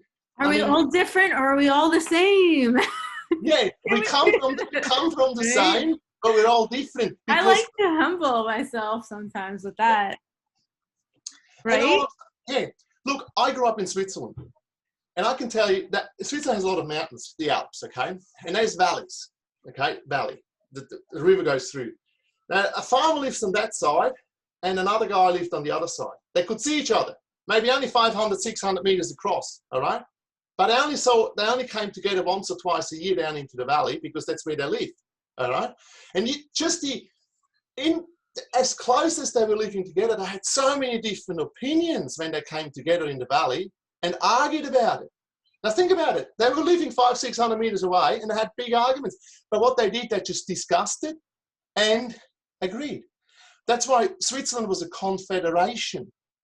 A confederation means I want my own identity, but I'm happy to be together and do and move on together as a group. You know what I mean? And I think most of Indigenous have that. You want your own identity, absolutely, and you can only have that in your own environment. But then you say, okay, well, he's very close with me, and and we discuss it. All right, we'll stick together. Okay, so that's how things should work. There was no voting, there was no nothing, but it was just basically the idea that you want your own, and we all want that. We all want our own independence. We all want our own thinking. But then we need a certain confederation coming together and saying, let's agree. And as I said, if you live locally, okay, you can do this, we do this, and I do this, and, that, and so on and so on. But that is completely lost. We don't do that. We can't do that no more. Not in cities. You can only do it out when you spread out again into the countryside. Trust me. And remember, for me, one of the heroes that I read is Masanobu Fukuoka. And he said in his books, humanity will go back to live off the land again. They will go back to learn to live off the land again. That's as simple as that. Because what we're creating here is not conducive to survival. It isn't. Look at it now. Is it conducive to survival? Look at all there'll be civil wars, whatever it is. The storm in a teacup only spins faster and faster and faster. All I'm saying is I free myself. People's view of survival is so different in itself too, right? I mean, I had somebody asking me tonight, oh, I hope you're all doing well. What's that supposed to mean? What? I mean, no, I hope you're doing well. I've seen what you eat. And we're doing fine. I'm not worried, you know. I had a friend bring something up, and I thought it was a really interesting observation, which is she said we're having a conversation about the new lifestyle, right? And she said, you know, Lisa, I miss getting together with you and people that are like-minded. But she said, what is strange is that I actually miss talking to the people that aren't like-minded at the playground when I'm there with the kids. I just miss those conversations too. And I thought, my goodness, I miss them also. And, you know, for all the times that I've disagreed or been floored by what somebody said to me at a playground or a park, now I actually miss those too. And it's been interesting to think about what role that human interaction plays in our well-being. You know, and we think that we always want somebody who's alike, but maybe there's still value that's unseen. See, like-minded, as I said, we're all as an individual. And just to explain to you with the two farmers, you know what I mean? They all were complete individuals. They had their own ways of thinking. But when you come together and you want to build a community together, you need to not have like-mindedness that you say, okay, let's agree on this and let's agree on that. I can still have my own opinion. I still can think that you're a dickhead, but that's it. But we can still live together. That is not what I'm saying. I don't want to go against individuality. Every individual should be entitled to whatever he wants to do. You know what I mean? That's what I'm saying. How do you want to think about You just said that you wanted to shut down the ships, the boats, the airplanes. No. Yeah, but that's only to create local communities again. How else do you want to create local communities that are self-sufficient and self-reliant? See, that's to me. By unlearning what we've been fed, by sharing information willingly, not forcing. Does anybody want to take a toke with me? Come on. To be the crazy guy tonight. Oh, there you go. Yeah. So what's the just sorry, Lisa, but what's the experience now through the week that we had with that? Yeah, I would love to share that. I was just part of a big Zoom Buddhist meetings that are going on like all over the world in 192 countries. And one of the young women challenged everyone who was on that group. She said, okay, let's, for the next 2 weeks, think of something that like you always wanted to do, you wanted to start, like writing a book or some exercise routine or something. And then when we come back, we're gonna all like take a minute and give the experience of, you know, what did we change? What did we accomplish? What did we do? And everyone thought, yeah, that's a great idea. We'll commit to that. And let's make that happen. And, you know, I'm seeing, you know, in other Zoom meetings as people are having the courage to speak up and, you know, in this kind of a format, I'm seeing some good communication happen. I'm seeing some good commitments. I know my own, I'm like, all right, I'm committed to not be using plastic anymore for one thing, you know. But it's like, you know, how many other things, you know, it's, I see That's that so nice. happening. Yeah. Yeah. Well, I just planted 72 new seeds tonight. So What seeds today? which seeds? Yeah. Lots of watermelon, cantaloupe, some herbs, squashes, Seed. yeah, I guess I'm grouping all the herbs in there: basil, oregano, yeah, and several different kinds. Oh, and the really exciting thing is this: I bought. Okay, there's two things I'm really excited about. I bought from a South Florida grower 3 champajack seeds. So champajack is related to jackfruit, and I've seen people, I've followed fruity exotic fruit eaters on Instagram for a while, and so I knew it. Anyways, I got them, and I was disturbed because they weren't growing. But I just decided to put them in the bottom of my kale pots because then I wouldn't have to say goodbye to them. They could just rest there. Anyways, they had been resting there, and they started to actually sprout. And that was awesome. And so unfortunately, a squirrel got to them, but he only got one, and he destroyed the kale doing it. But I still saved the 2, and they're growing. And the other exciting thing is that I took longan seeds, and I really love longans. They're a lovely little fruit. And I think I might have refrigerated the seed or something, but it actually did germinate. And so they're growing also. And so I've got little longan trees growing. And yeah, and so at least 3 different kinds of watermelons too, maybe 4. I'm not good with labeling. I just like to put things in pots and see if they come out. So, oh, that's a tomato plant going, and I'm constantly inspired by Steve here, who was answering my questions earlier in the week about growing, and it's really neat. And I just love it with the kids too. And it's such a neat experience to watch something grow, and they grow at all different rates. And then you can take your kids out or share it with your spouse too.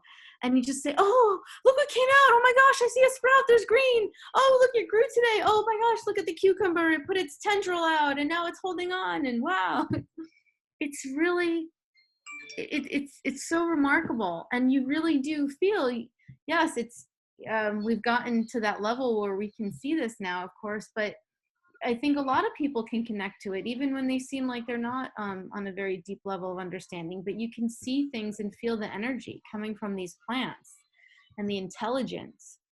And I'm so humbled by it. I'm so humbled by it. So it's been a lot of fun. Next week, maybe I'll figure out how to put on Zoom on my phone and maybe take you guys on a tour outside. There's you know,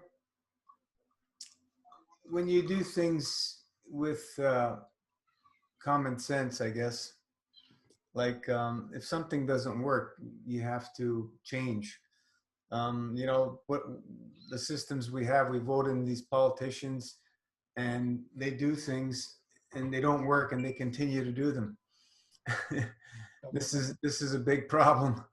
You know, like what we're, if you look at MFS, what doesn't work, we don't want to know about it anymore. We get it. We've been there, done that. We don't want to be part of that. We're keeping to the principles of things that work, keeping it very simple. If we would change our societies to that basic principles, for example, you have a vote on something, and let's say there's a 60-40 split. Okay, we'll go with the 60% and let's see what happens. But if it doesn't work, you're going to have to change something.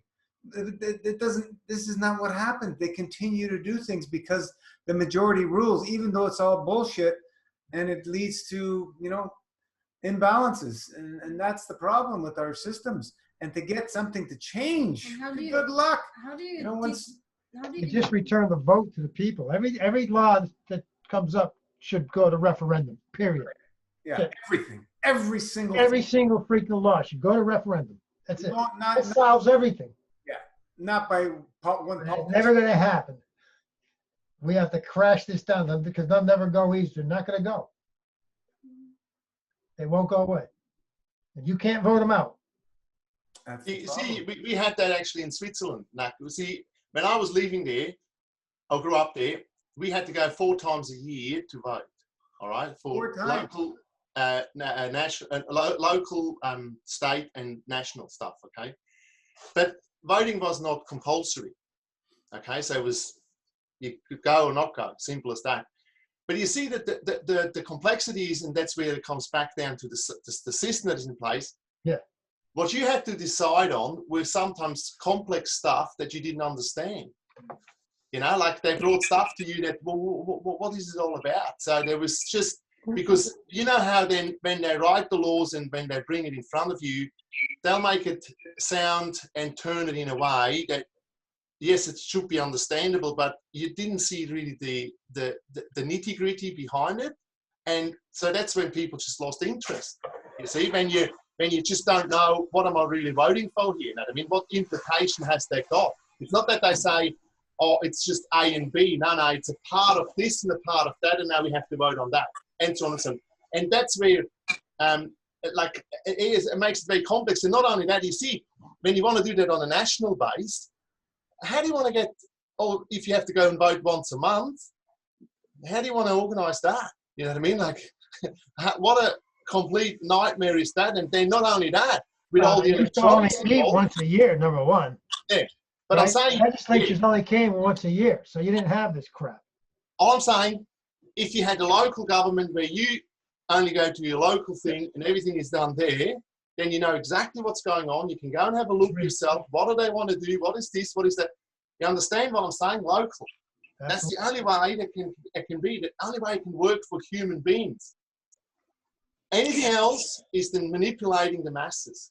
Yeah. And now how we get manipulated. Look at in our own countries how we get manipulated every when you have to go and vote for this and for that. How you get drawn in from this side and from that side and manipulated from here and there. Where if you're locally, you can actually go, oh, we want to do this and that in this particular park and this and that. Okay, I'll go and have a look. I'll go and have a look at what's going on. I'll go and talk to them. And then you, as I said, then you can actually even open that the politicians will be there and you can talk to him and can talk to them. So there's a lot of information there that you can actually gain. And you would then actually even engage in more social stuff like that then. But that's not, that's, we're all amalgamate, you know. Amalgamation is the big thing, you know. And that's, now we're all, oh, communism is bad. Well, that's the biggest amalgamation that you can have, that one place tells you exactly what to do for everybody else around it. Well, this is what I'm saying. Well, where are we different? You know what I mean? All power taken away so that one new world order can decide what's right and wrong. That's all I'm saying. So it's the same thing, isn't it? It is. Same thing. It's just in the interest of minorities, and your own minority can only be on the local level. That's all it is. But when I'm saying local, as I said, it's not in cities because you can't plant on concrete. It's as simple as that. There's too much concrete and development all around us for us to thrive in that environment. Simple as that. Anyway, that's just, yeah. I heard a little while back that the congressmen here in this country used to only go to DC for a short amount of time every year. Once a year. They spent the rest of it, at you know, in their districts where they belong, and so in their jobs. This was right. No. Exactly. Being a congressman was not a job. No, so it would be really, and so this is the stuff. It's like I was never taught that in school, so we have to really uncover, dig, and I think a lot is happening. Well, that's where it starts. The schools. The schools don't teach. Exactly, or they put you in the mindset. Center. Yeah, you're not Get 'em supposed. young. You know who said it? Get them young. Yeah. There's somebody. And it's fascinating too. I've done a lot of reading in the past year about the history of education too. Very fascinating. I just ordered a canner and it's in the mail, and I'm going to try to help take care of my mom and my grandma's food supply. Oh, nice. What? Nice. A canner, A can. Oh, okay. like for canning and preserving food. Hmm. Yeah. So nice. And if you want to develop yourself as a speaker, I mean, really, you can go to the public schools and the private schools and share ideas and share what you're learning. And when I was working with a lot of people who were in wheelchairs and developmentally delayed, and this woman came up to help me, and she turned out she was the commissioner of my area. And to be a commissioner, either you could put down so much money, and then you could be, where people could vote for you, or you could get 350 signatures from your neighbors. So that's what she did. She went around on her bike and she talked to 350 people about what's important in the neighborhood, and then she was elected. And I was just so touched by her heart because she saw me struggling with a woman in a wheelchair. There were a lot of other people, in the environment, but, she came over to help.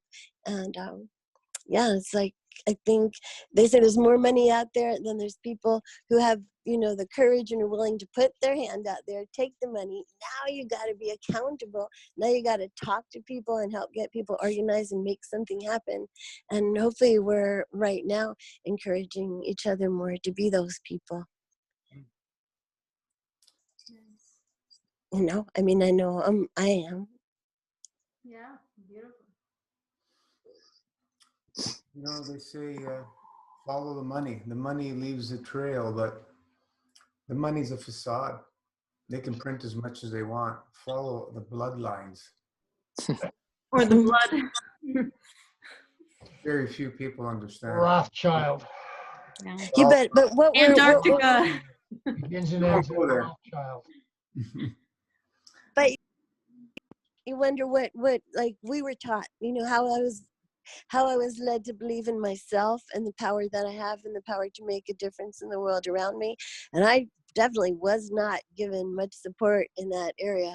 So I've got to be growing up now. I'm like 70 and it's like, okay, I think I'm almost a grown up. I think I'm about ready, to go back out in the playground and, play with the other kids and organize some games, make some good things happen. That will be fun.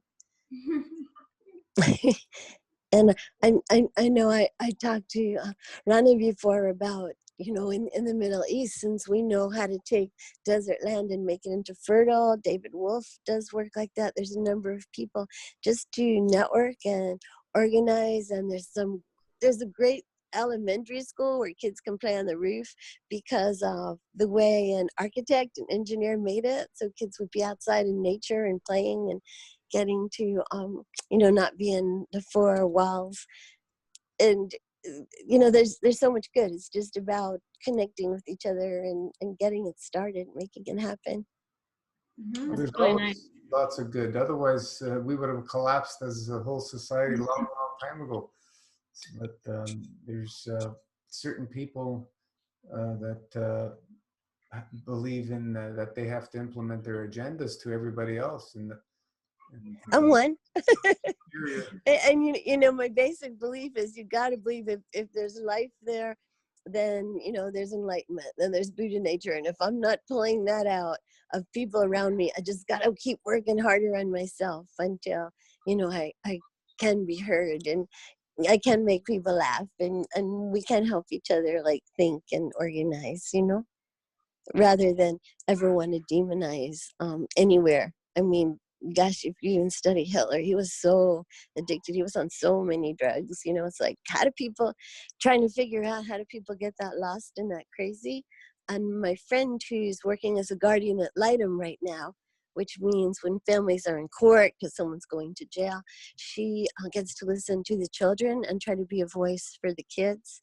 And so she's training about how to be more effective and learning that when babies aren't being given the love that we need, that kind of loving interaction, there's actually part of our brains that don't develop that help us easily feel compassion and I think even, the warmth of the sun. So, but it's never too late, and it's better late than never. So as we start understanding how people get a little warped and what we need to do to fix ourselves and help each other, I think this is the age we're coming to now.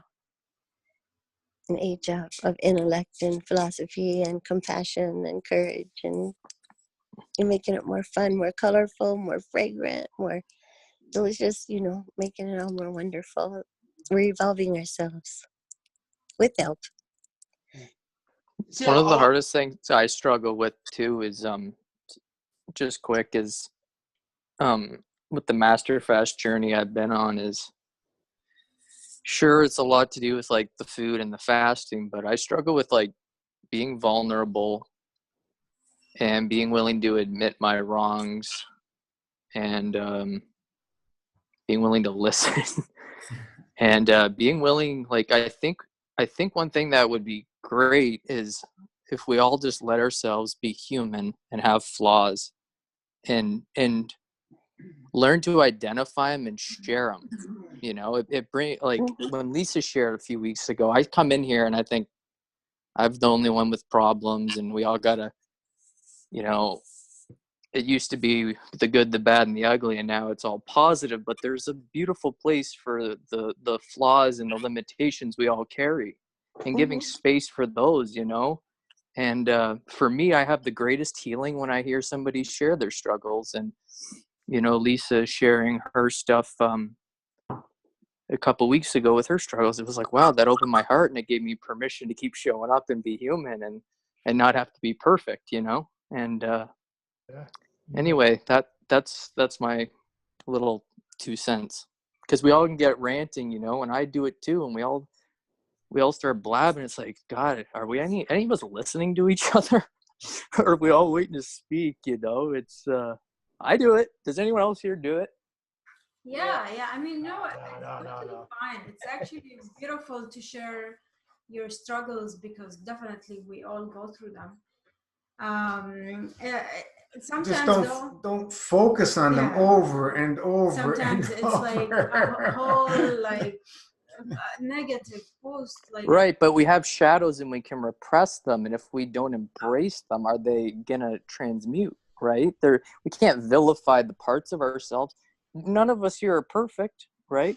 And there's a place for expressing that too. I'm just saying, I get it. If I just show up and tell you all my problems, and I get it, maybe I'm not the most pleasurable person to listen to, and I have emotions. I'm trying my best, right? And maybe I talk when I should probably listen more, but No, this is beautiful. What you're doing is great. People need to share. What I'm saying is this is beautiful. What I'm saying is sometimes, honestly, it's just the negativity is the whole master fast for some people, very few, is a struggle. So it feels like, why are you here? You keep every single comment, there's no positivity. I don't see anything positive about it. absolutely. So when it's like this, it feels but if we repress it and pretend like, oh my God, am I allowed to have problems, or can I ever share them? That is where I get into trouble. I'm not saying maybe that's not your truth, but that's my truth. Right. If I don't, For sure. And I get it. I wish I could be a master, and I've gone that road. A lot of my life is living alone and trying to deal with it on my own. But I agree, and it can get real messy if we all just show up and start airing our dirty laundry every week. I hear that too, but it's not, like I said, everything's paradox and there's many sides. I'm just saying. Yeah, I mean, honestly, it is so beautiful to share your challenges. As long as you're learning from them, I love it. I share my own challenges. I do, because I feel like, you know what, I am not perfect, and it's good for people to see that so they don't feel bad themselves. I fall off. How many times? I mean, it's 4.5 years. How many times did I fall off? I can't count anymore. Definitely, it's not. It's I don't know if I'm muted right now. Can you? yes. So yeah, so it's nice to share. Totally beautiful. I love it. As long as you're learning, But if you're going to share the same struggle almost every day or every 2 days, it feels like we cannot help you. And honestly, usually I see it with people who have been on some kind of psychiatric medications. It's pretty sad. I mean, you have been, I know, but you are very positive. I tell you, Kurt, you are very positive. Yeah, and I try my best, right? I try my best to not share the caca, No, but please share, because you know what? I don't think you're that. I don't know. You are an exception. Good for you that you have been on these medications and you're still a human being.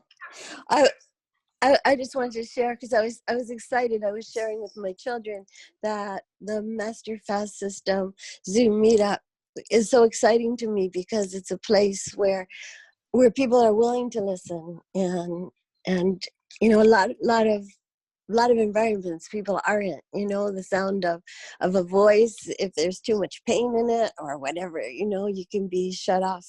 But and something I wanted to share too, when, like, I don't know if Brittany's here, but when she was sharing about holding things in, and I thought, yeah, I share that experience. And I think Rana said that you have that too. And I thought maybe that's part of being a female, because you be holding a 10, 11 pound baby, you know, looking down at a chute where you're going to open up. And so a big part of us is about holding things in. So I wanted, you know, I wanted to share that, because so we shouldn't like shame and blame each other, and we should try to understand. And I'm wondering, I have a friend who's a therapist at Hippocrates in West Palm Beach, which is known for wonderful healing, and he'll send me like these short video clips that are fun and funny and educational. And I wondered, you know, I could put that on our Facebook, our Facebook Master Fast System about the book he wrote is called Deep Feelings, Deep Healing. And that's what these videos are about. And they're funny, and they're educational. So I would be able to do that. I'd be able to share like a 3-minute video. You can share, and we'll see. Yeah, sure. Oh, good. Okay. If it's you know, if it helps people, for sure. Yeah. I want everyone to feel free to. I was told that if we start like seeing the strengths in each other and applauding that and having a lot of compassion when we see any kind of weakness or vulnerability, then the world is just going to be such a better place. And we're just coming to where we can do that. And yeah, letting ourselves be vulnerable right here, right now. Thank you. Thank you, sweetheart. Yeah. So I think there were a few people that we couldn't help. We spent months with them on Facebook, but I think eventually they left. Some of them, yeah. There are a few. No, people we can't help four anybody. and a half Everybody's got to years. help themselves. Yeah, I mean, like, you know, you share Until you come to that realization, nothing's going to change. It's true. Yeah, they have to So help we're themselves. all here helping Some ourselves. They're not ready Right. to help themselves. I guess that's the thing. They're not ready to help themselves. And so what can you do? You know, we are here when they're ready. You know. You know, in Chinese, the very character for human being is like these. It's like these two sticks that are holding each other up, and talks about like the importance of the connectivity between people as to make like a whole human being. Yeah. And just for instance, sharing a few weeks ago, just one example, Lisa, that opened my heart to healing, and I didn't do that. That opened it, you know, gave me permission. So nice. Was it here on Zoom? Yeah, she was talking about her struggles with the food and whatnot, and it's just one example comes to mind, right? And it's food is can be very challenging. You really have to find your balance. It's not easy. I mean, it's not even the details, it's just like the willingness to be open. I love it. It's I don't have a lot of that in my life, and I probably kept myself closed off from people majority of my life myself through self-fulfilling prophecy and not opening up. And coming here, listening to you people, being able to start talking, it's powerful, you know, and hopefully I can find, you know, learn to connect more with people in my own life and, you know, start doing that. So I'm probably going to look back and judge myself for everything I'm saying because it's live and recorded. And that's another thing I struggle, but thanks for letting me share tonight. Thank you. That's why we gotta keep coming, because you don't I know know. who it is that's gonna say that one thing that's gonna break through. Oh, they happen. Okay. I'll probably go back, listen to what Hans was saying earlier because I'm a little wigged out right now, but yeah, absolutely. Yeah. And also a point is when you share, and you share, as you said, all your caca. And what I like to see, and that I haven't seen this a lot, even on this side, is when people have an awakening, when something does open up, that they would come back and share that. But a lot of times, and I think we all experienced it yourself, once knots are opening up inside yourself, you all of a sudden can't even understand why you ever saw it another way. You know what I mean? You can't sort of say, hang on, why did I ever think the other way? You know what I mean? Like, and then you sort of, that's then, because then sort of that becomes your normal, and then you can't sort of relate back to how it was before. As an example, you know, with Brittany and all her troubles that she's going through, eventually one thing, hopefully probably more things will open up. And then she will never understand, why did I ever think another way? You know, like, well, how did I ever saw it the way that I was completely trapped in another bubble, and then the bubble bursts, and then you go on. And that's the way I feel a lot of times with all the struggles that I go through, because I deal with it and I see it. Yeah, and as I said, it's good to listen to other people, and it's good to be inspired, and I get inspired quite a lot by all different kinds of sayings and people expressing themselves.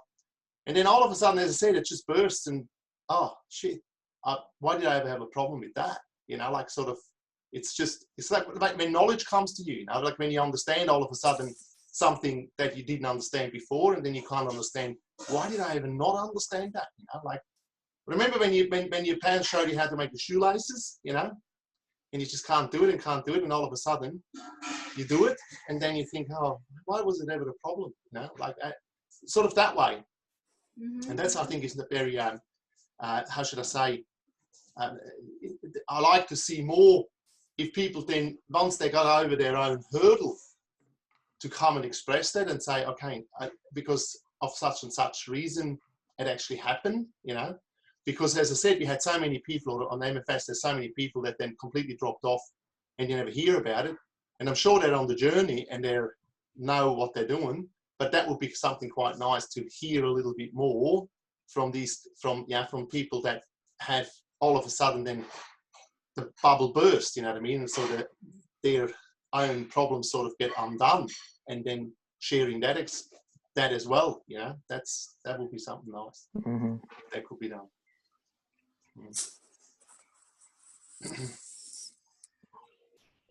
An element that's really tough here is when it's in sharing when you fall. And I know that from my inner feelings that it's been hard for me to talk to some people, and because I did, let's call it, so well in the beginning, because I did so much fasting in the beginning, and I completed long fasts, and I have a lot of self-doubt and confusion over where I have found myself. And I feel like it's gotten harder and harder every day to find, I don't know, I want to almost say go back to what I did in the past, which was long fast, but I don't know if my headspace was better, or if just the circumstances were different, you know. And so it's hard to admit the confusion, and I feel like I want to find other people who are dealing with the confusion that I'm feeling right now. Well, we all are Yeah. to an extent. Um, yeah, definitely. I mean, listen, one thing, you see, this week I did 100 days of 103 or 4, I don't know, days of level 5, 6. Okay. Mm-hmm. And this week, the day of the full moon, Tuesday, I was like, but I feel like eating. Those dates. Maybe I will eat today. And I ate. And then it became every day. I ate every day until, so I only fasted on Monday this week. And so that's a big change. So did I. When I eat, Hmm. Damn thing. so of course, when you eat, you want to eat. We know that. That's why I don't like to eat more than 2 days a week. 1 day, 2 days a week, I feel like that's it. I can wash and I don't have the cravings. But with the full moon, of course, it's usually I feel things more. New moon, full moon more. So I give in, and I was like, okay, I'll eat Tuesday, Wednesday, and I will fast Saturday, Sunday. It didn't happen. I kept eating every day. I made the best choices I can make. But if something came to my mind that is not too bad, I would go and buy it and eat it. Nothing would stop me. If I wanted, I would go get it. So and to my mind, I was like, in my mind, I was like, Ramadan is coming. It's coming in 2 weeks, and I'm going to be fasting, of course. And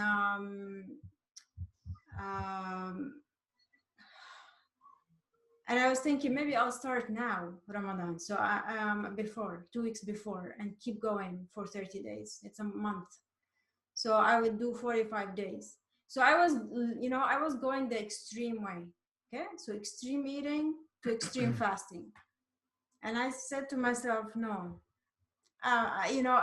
it's really, I tell you, whenever I said to myself, whenever I start feeling extreme, then I should be careful. It's been happening for 4.5 years. Whenever I think extreme, I should be careful. So Rana, my question to you is, do you feel like this has progressed and increased over time? The likelihood of the extremes, has it increased? Has the intensity of your emotion? No, well, it depends what you do, right? If I eat every day, I'm going to think, of course, I feel much better fasting, so I want to go to extreme fasting. I honestly, this week, for the first time in over 100 days now, for the first time, I thought of becoming liquidarian this week. Mm-hmm. That's extreme for me. I know I would love it. However, I know it's a big change that I'm not ready for. Okay? Not the food. The food is easy, but it's like the family, it's my weight loss. I'm going to lose weight on just master fast. I lose weight on level 5, 6, a lot of weight. And definitely I would slow things down when I have more eating days. So do I want to lose too much weight too fast? No. Do I want to be too different from my family very fast like this? No. Maybe in the future, yes. But I did promise myself to do 6 months at least on level 5, 6. Now it's not even 6 months because I ate this week, right? Mm-hmm. So this tells me I'm not ready. Mm-hmm. Definitely not ready for a liquidarian lifestyle. Mm-hmm.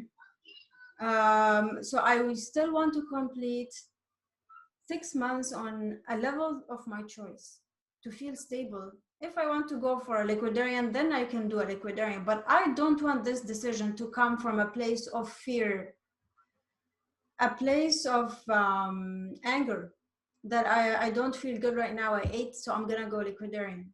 That is just, it doesn't work. Right. It has to come from a place of love. I love food and I love fasting. I feel better fasting, so I'm gonna start fasting. That's it. But I have to love food. I don't want not to love food. I don't want to talk bad about food because food is absolutely amazing when it's natural. I mean, the fruits and the vegetables that you're growing, if it tastes amazing, I mean, why not? Papayas, anything that that nature provides, enjoy it. It's there's nothing wrong with it, and your bowels would move with it, so it's great. So it's just the obsession over over food and eating a little bit more obstructive, that will bring cravings. So the whole point, you want to be in control. You don't want to be controlled by the food. You don't want to be a slave to the food. You want to be definitely in control, and that's mainly fasting and sometimes eating. If you're eating mainly, you're going to be a slave to the food. Most of your days eating, you're going to be a slave to the food, in my opinion. Yeah, I find so many parallels to be about it's not just food. It could be for alcohol, or it could be for some other sort of satisfaction. But if you want it right now, I want that feeling right now, and it's it's an inability to be comfortable in the state you are in the barest state. And the more I have deconstructed this, the more I have seen how much we have covered this up from the very beginnings of our lives, as far back as we remember, and how much the people around us helped us bury that natural state, that quiet state. We have no, and then the food is just one aspect of it, really, but it's a powerful one at that. Emotion. Yeah. I even find one limitation I have is I see too much of the world through the lens of food and fasting and what people eat, that I don't see them like I've let especially coming through the raw food fruitarian thing, is like I let it become a religious mentality to the point where it's closing me from people potentially who don't live that lifestyle, and just saying, if you don't eat the way I do or fast, then maybe I can't connect to you, right? And that's for me, a very sneaky thought form that closes connection to other people. And just instead of the belief I can only connect if you fasted in those experiences, but maybe there's other realms, and learning for me to become multidimensional, where I'm not religious about something. Yes, this is why, if you look in the past of all the wonderful, great minds and spiritual teachers and so on and so forth, every time they talked about fasting is go in a cave, go on your own, basically be by yourself, because we all have to fight or, embrace our own demons. And when you have other people around, the emotions are flying left, right, and center. Like for me, when I'm on my own, I have no issues fasting. When I have to deal with all other people's emotions around, we can barely, manage our own. So you have to deal with everybody else's. This is the challenge we have in society, and that's why we say, we love eating, but we love fasting way more, because fasting will show you all of the imbalances from every angle, inside outwards, upside down, in and out.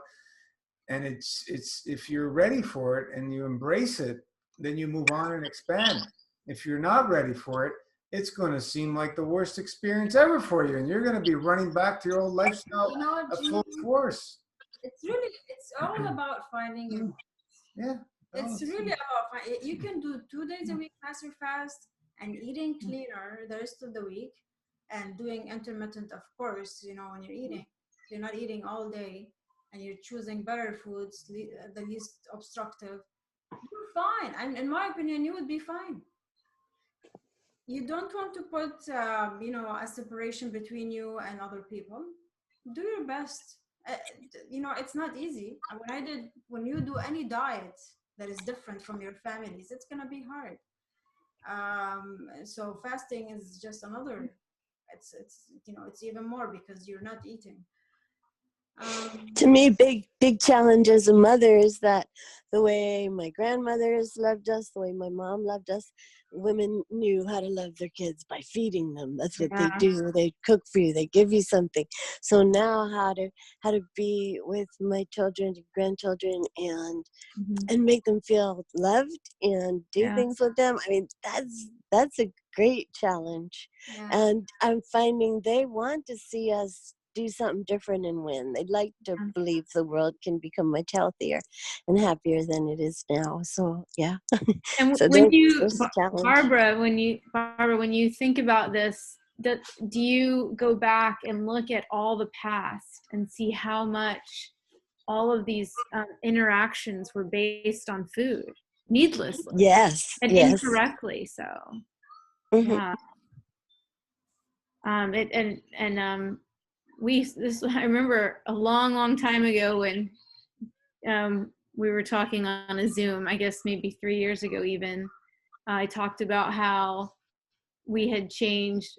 We tried to stop using words like breakfast, lunch, and dinner. We stopped doing Mhm. birthdays with food, and would do birthdays with events, like pick which park or hike you want to go on. And it does open doors for a lot of new stuff, and you can see some perspective on where you used to be too. I had my children when it was just the Seder, and it was like, all right, what did I love? I loved the family coming together, I loved the love Right. that I felt, and the Right. music. So it's like, all right, can we all sing as many of the words as we know to this song together? And we sang together. We were like on the phone, but Yeah. that was great. The singing the songs, as a family, that was really nice. And knowing the love was there, and that was good. I would eventually like to spend some time with some people who are living the lifestyle, who were very interested in communally sharing some energy and moments that weren't food centered or even activity stimulation centered. Just a very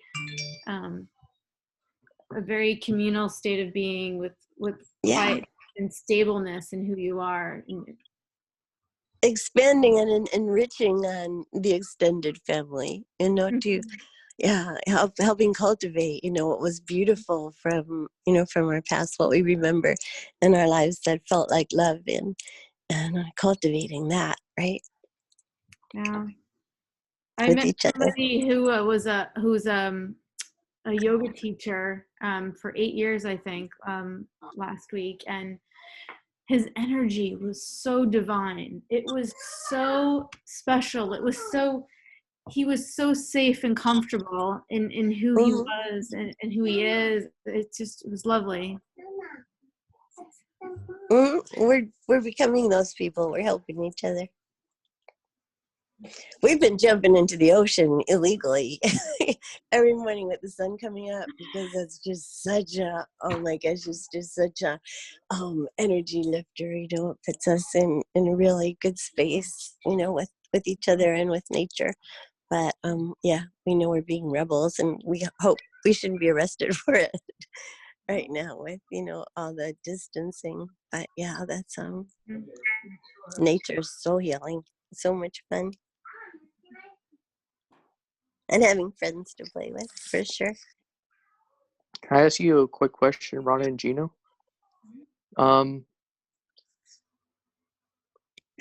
It's very interesting. Like when I was on my dry there for 2 days, sure I could get triggered a little, but for the most part, you could have done anything and it didn't set me off. It's weird. I should show up to a Zoom on a drive. It just hasn't worked out with my day, my level 2 schedule.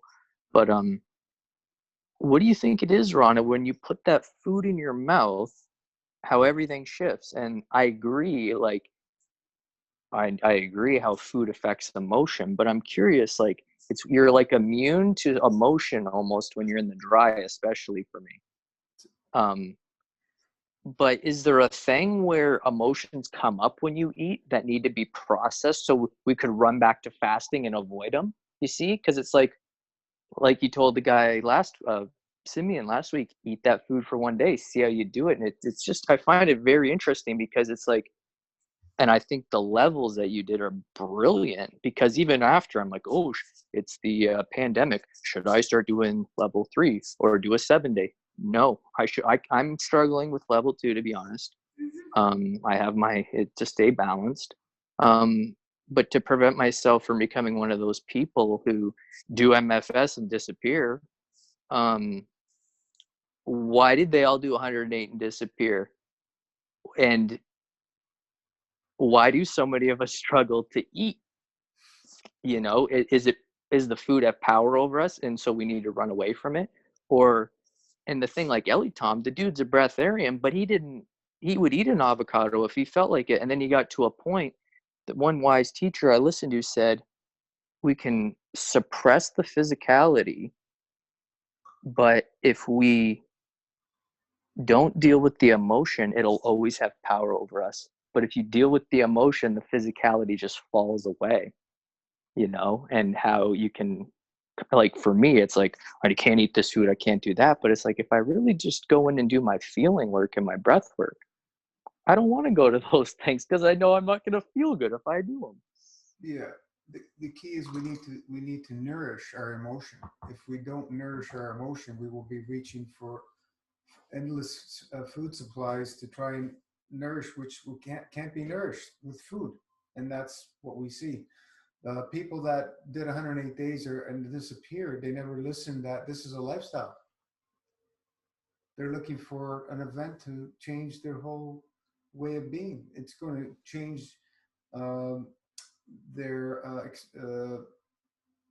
their understanding of what 108 days can do into their physicality. But that's as far as it goes, because they didn't take in the part, which is the most important part, that this is a lifestyle journey.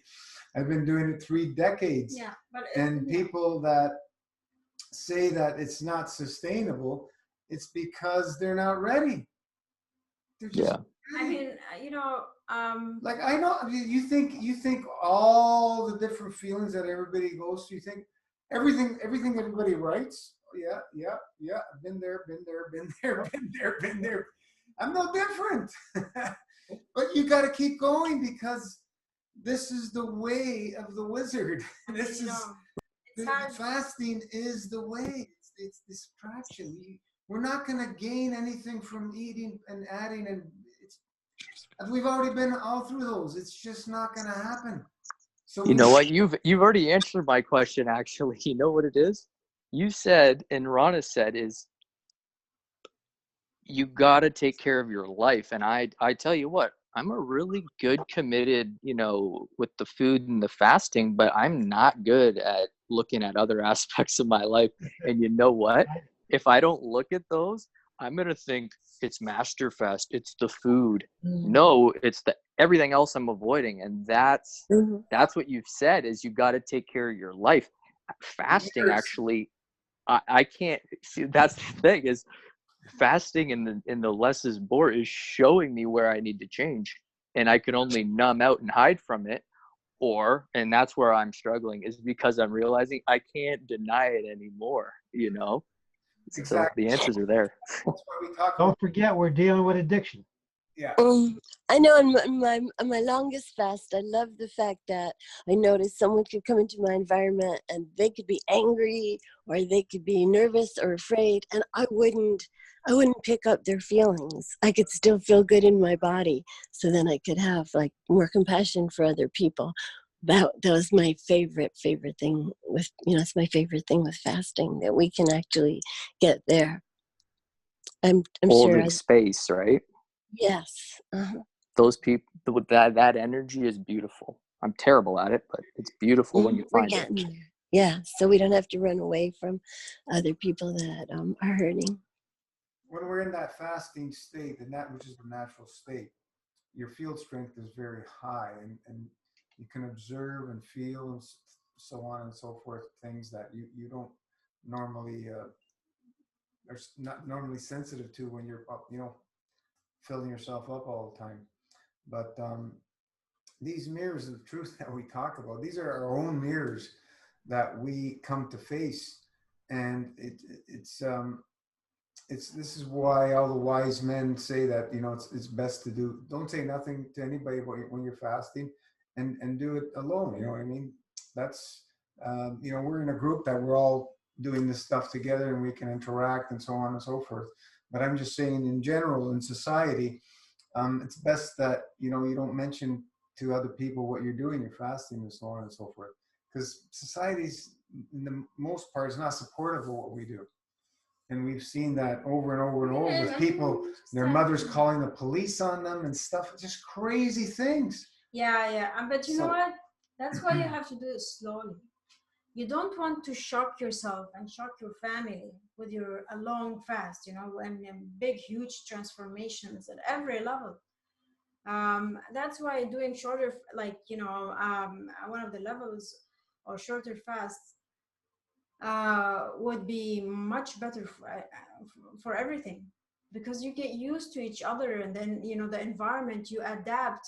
This is the thing, you do a long master fast, it's nice, and you feel the transformation and you love it. But then when you go back to eating, and you know, you're not following the protocol anymore, it's a completely different thing, and people don't understand that. It's not easy to understand, so I don't blame people. I am one of them, you know. It's not easy to understand that it's very difficult to break a long fast. It is very difficult for me to break long fast. So imagine for somebody who has never done a long fast, they have no clue what they're getting into. Yeah. So Kurt, have you thrown in any 3 days? Not yet. it's okay. And it's like this catch-22 where I'm thinking maybe it's because I'm on the lowest level. I'm having these. I don't know. I could be. Not No. You know, just mine. go for it Yeah. once in a while. Just throw it in and see how you come out of that. Yeah.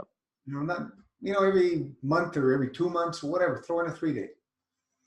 Yeah.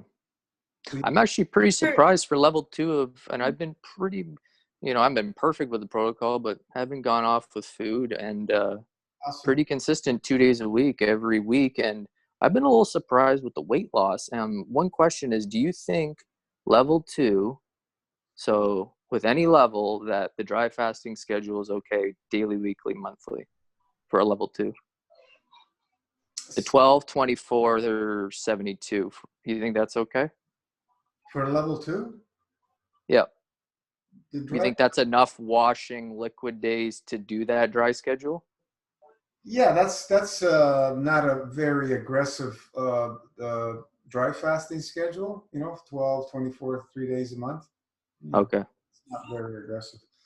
So I've had a lot of weight loss just on level 2. It's I'm okay with it, I would say, but I struggle with the family opinion. So I get, technically I haven't it's still my issue, but yeah, it's a little surprising for level 2. I thought, you know, maybe that would happen more on a long fast, but Yeah, people go just like on vegan or fruit and they lose weight. You know? Yeah, my husband, he lost a lot for a long period of time, about a year, and he went vegetarian. Right. And then I was on the master fast at the time, so I lost what I lost. But it's interesting though, he's plateaued, so Huh. that's another thing, yeah, that we're learning from.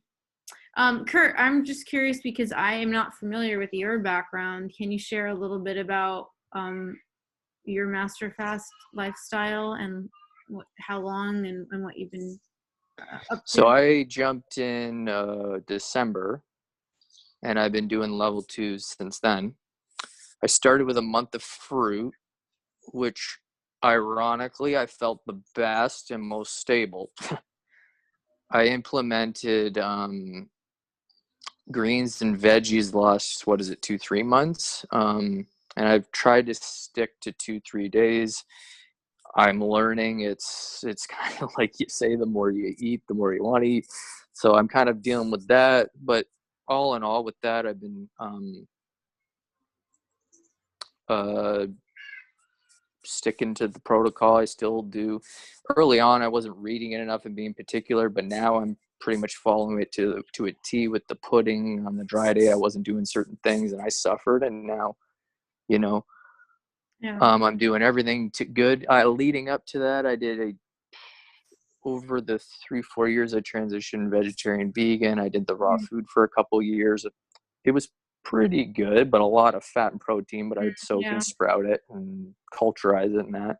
And then I went to Asia, did 3 months like low fat fruitarian, maybe a bit of durian. That was about it. And came back, was really thin. I'm actually a little thinner now. Family thought I was dying of cancer, some of them. My brother, who's on like opiates and had welts on his face, is telling me I look terrible and I might die. I said, okay, you're doing good yourself, bud. But you know, it triggered me, and what do? I go off for 6 months.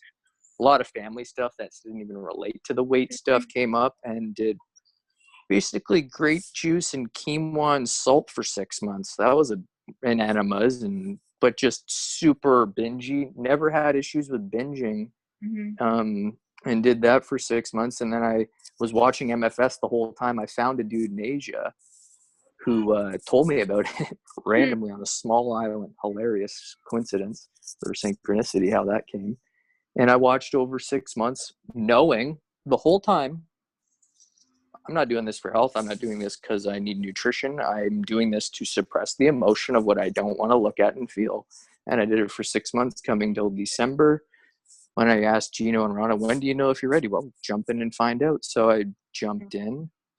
A lot of my emotional stuff and stuff is balanced out. To be honest, I know I come on here and sound like a wreck a lot of the time. But for the most part, I'm in day and night. It's bizarre. Over that chemo period of suppressing, probably a combination of the food I was eating and the emotions I was suppressing, suicidal thoughts. I can't handle this. I don't want to be here anymore.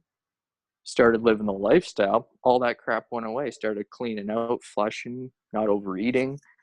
But I still struggle with, I need to get out in the world. I have this belief I can't work because I don't want to be a slave, but I'm sitting here like on disability from my shit I went through years ago. And it's like, that isn't good either, you know? So it's like, just those things, that's the issue. That's probably, if I got out and started doing crap, I'd probably be here more balanced than ever. So it's that, I got the mind crap going on. So Start writing things down, Kurt, and burn them. Even if you say things over and over, burn them, and one day you're going to start changing what you write. Yeah, I know. But right? We all have these inner demons we got to work with. Oh boy, I can't wait till what comes later, the self-judgment and criticism after sharing this. But it clearly needs to come out, and I'm strong and I don't give up. And I'll look in the mirror. Yeah, it's hard to do, you know. It's not easy to share this kind of crap. And hopefully, in a weird way, maybe it'll bless the 200 people who are living and be like, wow, that crazy young guy is giving me permission to have, you know, so maybe it will. But it's like, I'll sit here. I won't want to show up next week, but I'm gonna, you know. That's the ego. Yeah. That's the ego. That's what we got. That's what we're dealing with, is the ego. Yeah. And it's like, I think the reason thing that's the block, especially when it tells you you're not freaking good enough, or if you fall, now you're a piece of shit. It's the hardest thing for me to do. I have this perfectionist attitude. That happens to me every time. Every time I fall, I'm a piece of shit. Every single time. I've been doing this 3 decades. You know how many times I fell? Yeah. Did that stop me? No. That's the thing. I think that's for most of us who are here. You know, we have that in common. You got it. Once you've taken that pill, it's like, for me, I went 6 months and not once did I say, this is good. I'm running from my crap. And I think there's those few people, once you've gone far enough and woke up, you know you can't hide. And it's just how the suffering is from not listening to the lessons. Yes, so true. Resisting it. Like when all these suppressed emotions, they're serving us in some manner. Until they don't serve anymore, you're not going to get rid of them. True. You have to change that thinking. Change the old habitual pathways, Absolutely. as Drang would say. You know, you were mentioning quinoa, and you know, I sprouted for many years and so on and so forth. And when you understand that every seed is a soul, Yeah. Ooh, you I ate a start, lot of souls. yeah, you start looking at things a little bit differently. And this is why we move more towards the fruits, right? Because we're not eating the seeds, so to say. You know, if you're eating a fig, yeah, you're eating the seeds, but most of them they come through you, you know, undamaged. But when you're eating seeds themselves, like quinoa or lentils or chickpeas or you know, the grains, you're eating, you know, thousands of these seeds, and we're affecting, changing the course of those souls, so to say. Huh. So on a higher order level of things, when we look at it that way, we have to wonder what's going on. What's going on there? And, you know, myself, I know quinoa, I don't do very well with quinoa. My body says no. Or anything based on a lot of these seeds, because there's a certain feeling that goes through you on the emotional side, on the higher order side. And when we start paying attention to those, we will start uh, learning to appreciate all life forms, hence the lifestyle of less is more. So as we're expanding our fasting days, even if we're still consuming all these things, we're doing less of it.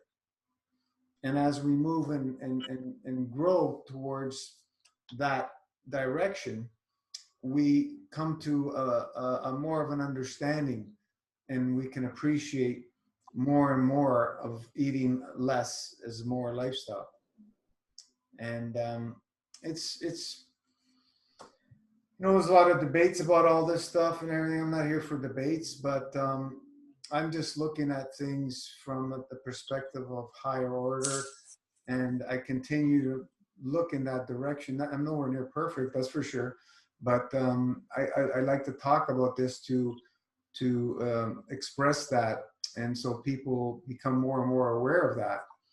And you know, like if you look at what food will feed man most efficiently, it's fruit per acre. You know, if you plant fruit trees versus vegetables, what's gonna feed more people? Fruit trees, right? Way more. Yeah. You can't even compare the difference. And we can allow the seed, the souls, to carry on. You know, so it's also least obstructive, and there's probably that reason of higher order why it's less obstructive, because we're not affecting it on the soul level. Just trying to say there. Um, it's interesting when we start looking at it that way. But when I eat just fruit, you know, yeah, the body can function better than eating anything else. But if I do it, you know, for long periods of time, you know, many days in a row, my body says, okay, it's time to fast, even with fruit. So it takes longer with fruit than anything else, but it always goes back to, okay, it's time to fast. That's the way my body functions now. Even though we love to eat, we love fasting way more. So that's why I continue to do it, you know, decades later, and um, look for um, the the mirrors that I have to deal with, so I can move on and expand more and more. One more question, Gino. I appreciate it. I agree with everything. This maybe hopefully will help some other people. younger people too coming into the world, right? Because we're growing up in a different world than you did 25 years ago. Mhm. People say it's all internal, nothing outside affects you. Okay, so if you moved into a crack den versus the home you're in now, would you feel the same way you do? You see what I'm saying? Say that again. Slow down. Sorry. If people will say it's all you, you're not affected by externals. If you feel energy, if you are in a work environment, and if you're in a relationship or friends, or you go to the mall or whatever, if you feel overwhelmed, then that's something, a reflection of you. And one thing I agree with it. I agree with it. This is another half truth. But could you also say that, as you say, environment dictates outcome? So those people that say that, if I said, I'm going to throw you in a crack den and you can live there for 6 months versus your home and the energy you've cultivated there, would you stay emotionally balanced the same way you do there as you do in your home? And that's where I get into the struggle of like, because I did great work at a golf course for 6 months and saved up money and could go to the tropics, but every day I thought I was on the verge of a mental breakdown trying to adapt myself to that group of people, their drink and their conversations, the energy. Probably a lot was a self-reflection, but it's a challenging thing in this world. We can say it's all reflection, but we're a co-creative species. Our energies overlap, but what the deeper I've gone, I find energy isn't individual. We're all interconnected. My energy affects them, my field strength, and vice versa. You see what I'm saying? Yeah. And Yeah. it's like that balance of, would you agree? It's like a balance of learning your own lessons, and through that you can put yourself in environments that are more conducive for that growth you're having. And that's where I struggle. It's like, okay, I can go out and get the part-time job and say it's all a reflection of myself, but there's energy there. Those people, they think, they feel, they eat a certain way. And in order to do that in this world with the opportunities and the consciousness that is going on collectively, I may need to numb out to be stay sane. And maybe that's just me. Maybe somebody else could be in that environment and not get affected, you see? And that's where I'm sitting in this limbo where it's like, where do I go? I Yeah. go drop $25,000 or $50,000 on a student loan, go work a part-time job, and have no time or energy to dedicate to. You see what I mean? It makes me schizo, and I kind of have to take a leap of faith where you don't know, right? And that's what I've done a lot, and it's helped. But As time goes on, you will see you'll be able to, build your field strength more and more and more, and you can go in these environments, and they won't affect you as much. But you will see that, okay, I have the choice to not be in these environments. So it's up to you always, right? So right, you can go in these environments when your field strength's higher, have less effect. But if you stick around these environments over and over and over, there is going to be some influence towards you that will rub off, because environment dictates outcome at the end of the day. Why are you in these environments if they're not, making you feel good? programs, So we change the environment. right? Okay. And Um, make the best decision we can for where we're at, and that may mean taking a risk and doing something fearful. Because Habit said, I got to do what's practical, what makes good money, and what the family wants me to do. And if I don't go back this year, what am I? You see what I'm saying? It's that story, and then taking those risks for growth of Mhm. do the uncomfortable thing. That may be the, it's that balance. It's yeah, tough. well, we all got to work except for now. And we have to make our livings and so on and so forth. And we're going to have to do things that we're not, 100% comfortable with, because we have to all survive and so on and so forth. So we have to choose the things that, um, you know, that we are able to handle over and over without completely destroying our way of life.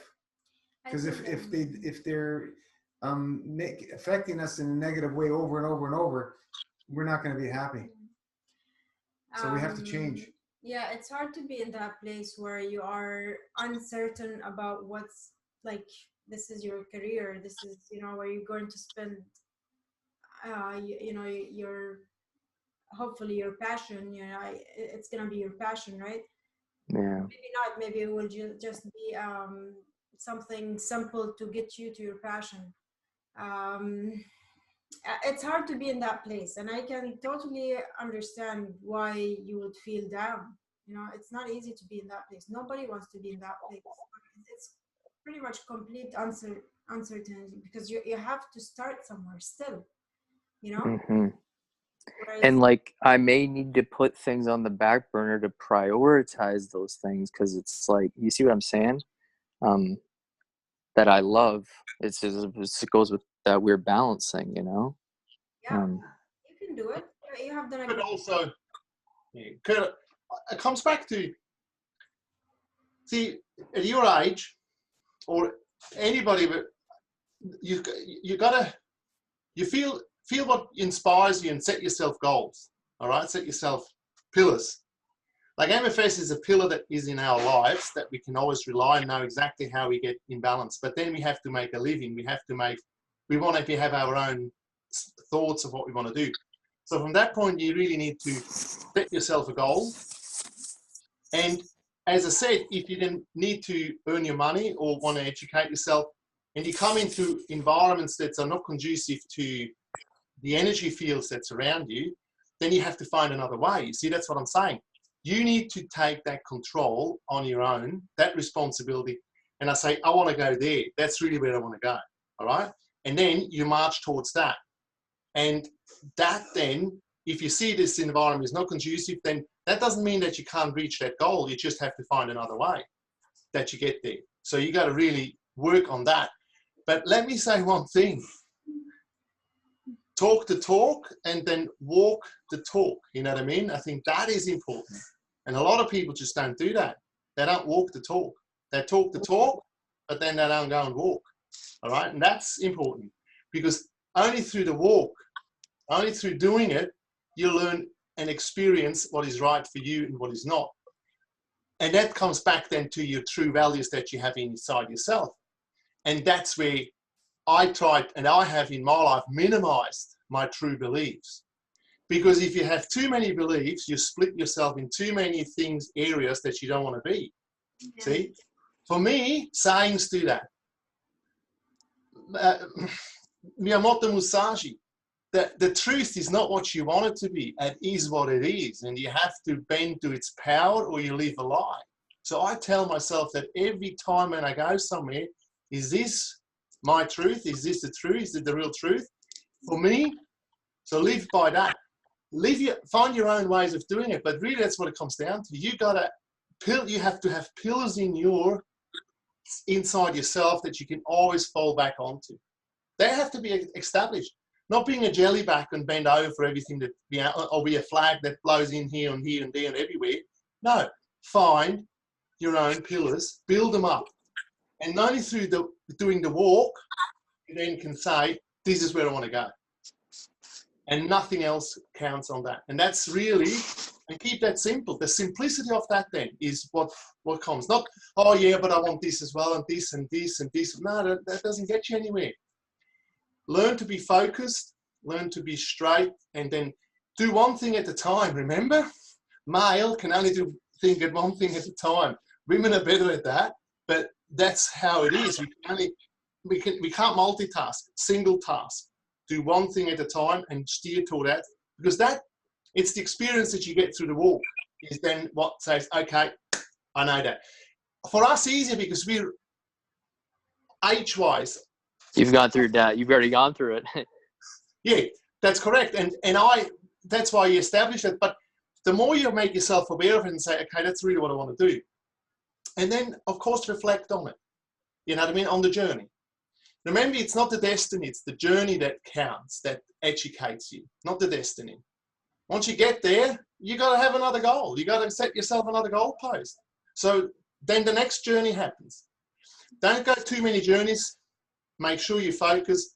And that and then the journey that you take, you can then really test with less is more, a conducive lifestyle that you want to live, that the energy fields are right, and then make your choice. Sometimes, yes, you get into uncomfortable situations with family, with all this and all that. I understand that.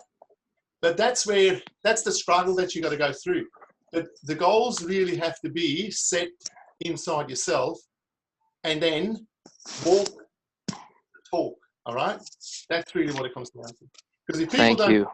and you just go, again, it's the circle that you're going through. Or then the excuses are here, there, and everywhere. And I mean, excuses are, if you want excuse, and even we all fall off, that's fine. That's nothing wrong. But that's a major point, you know what I mean? That everybody has to take that responsibility. I do that. Kurt, I fall, and I then, come on, hands, you can do better than that. You know better than that. The journey. So my takeaway from all this, I'll say this so I do it, is know when to shut up and listen and work on it, have that intention. Be willing to make choices that could be uncomfortable or risky. Be willing to make a decision or act on something that you don't know the outcome. Because all my growth has come from those decisions if I look back. And my biggest of all, and even me talking now is taking me away from it, action versus talk. Boom. Yeah, but you got to remember, life is a risk every single day. Every breath is a risk. So that's part of this realm. Not listening to what's coming up is a risk of not following it. You hear those beautiful quotes. Ike said it in his talk the other day, or I think he did. It was, how would you feel if you didn't do it? You know, that's a risk. You're cutting off a part of your soul, and that's it. At the end of the day, I know all the answers. I know it all. I can come over here and blab, but they're within. I know it's for my soul. I want to realize the destiny that is implanted in my soul and what it wants in this life. I'm not listening because I got family programs. I got my own. I'm holding it back. Yep. So thank you all for listening. My mind's going to say, you took up all the time. You made everyone talk about you and blah, blah, blah. I'm sorry if I did. I don't mean to be parasitic or take. But we have thank so you for. many and I've never had people like you guys to say this to me. I don't have a mentor. I don't have somebody I can I have a few, but there's areas that they get.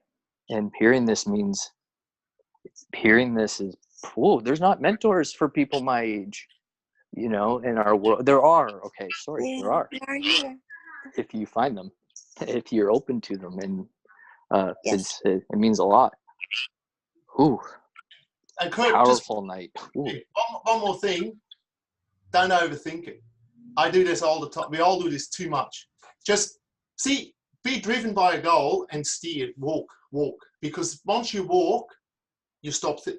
It's just when you sit and you think, you spool and dig and dig and dig and dig. Once you go into action, you actually, whoa, I'm doing it. I'm good. Because then there's a point where you stop and reflect. That's okay. But as I said, we overthink that whole thing over far too much. Just stop it. Stop, full stop. Yeah, you'll get the feedback when you're on your journey. You start getting the feedback, and that's the best way to learn. Yeah. And you are inspiring people in ways you don't even know. Absolutely. I know, and the catch is the most uncomfortable things to do lead to the greatest growth. Yeah, you're inspiring many people, so you're definitely not wasting anyone's time. I hope so. You're inspiring us.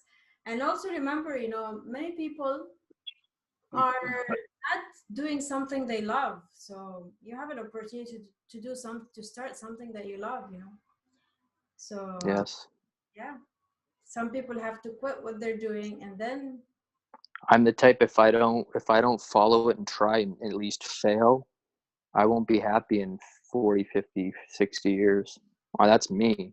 I'd rather try and fail and okay, I got to pick myself up and go surrender and for that time, and then maybe learn another lesson and go, been holding myself off way too long. Yeah, there's so much. And another thing, if some people say, I don't know what inspires me. Nobody knows what inspires them, nobody I mean, we don't start, oh my God, yeah, I know I want to be this or I want to be that. It's not that easy, but it's not that hard neither. So you will find maybe. I know. Yeah. I just am trying to talk and analyze it to avoid action. I know.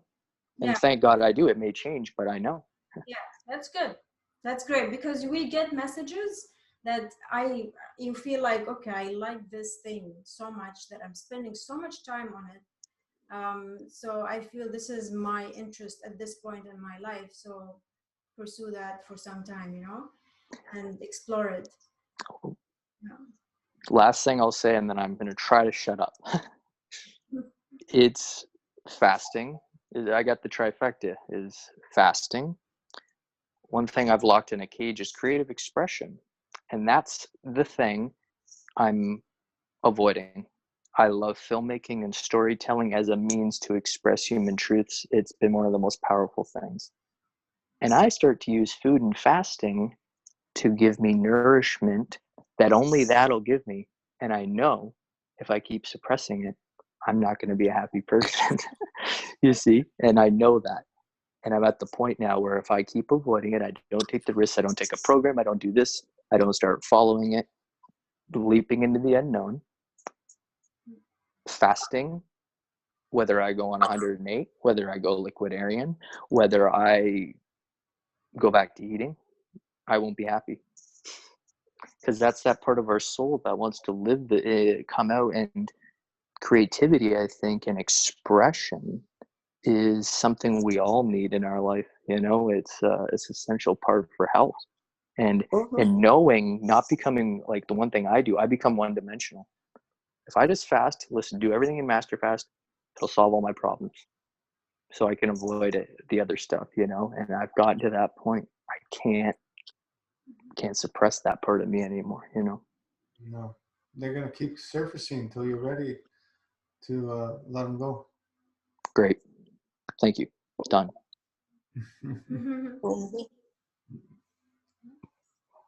Someone did a study of people who were dying, and they said, if you could do anything over, what would you do? What mistake did you make? And they said, I'd make more mistakes. They kept hearing that again and again. People would have gone out there and made more mistakes.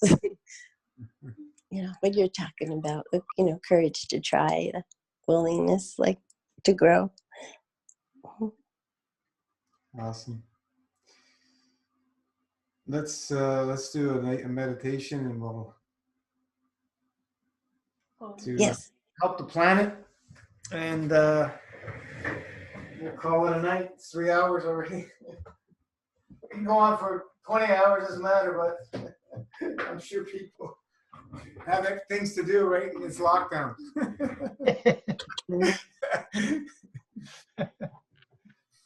Oh man. Some crazy times we are experiencing. Crazy times. So let's just get comfortable. Unless anybody else has something they want to say quickly. We're a little bit lucky right now. We're a lot lucky. This is a wonderful group. Thank you, everybody. Thank you. Thank you all for joining. Somebody else is coming in. All right, so let's get comfortable. Close our eyes. Let's take some deep breaths through the nose. Out through the nose.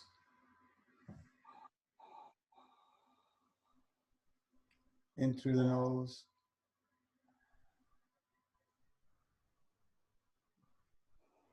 Out through the nose.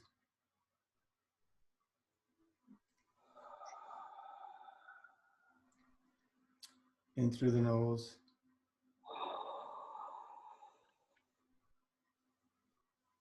Out through the nose.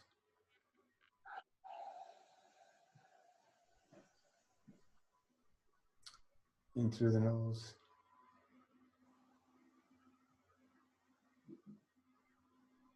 Out through the nose.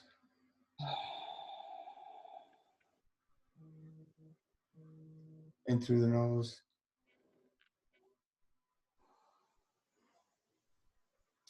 Out through the nose.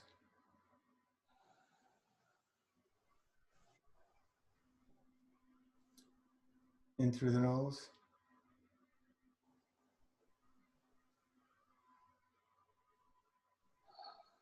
Out through the nose.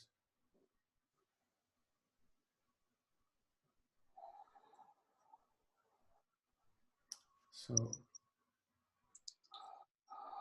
we're now going into a very deep, relaxed state, and our awareness is expanding more and more with what's going on around the planet. We can feel a lot of fear and despair in many souls,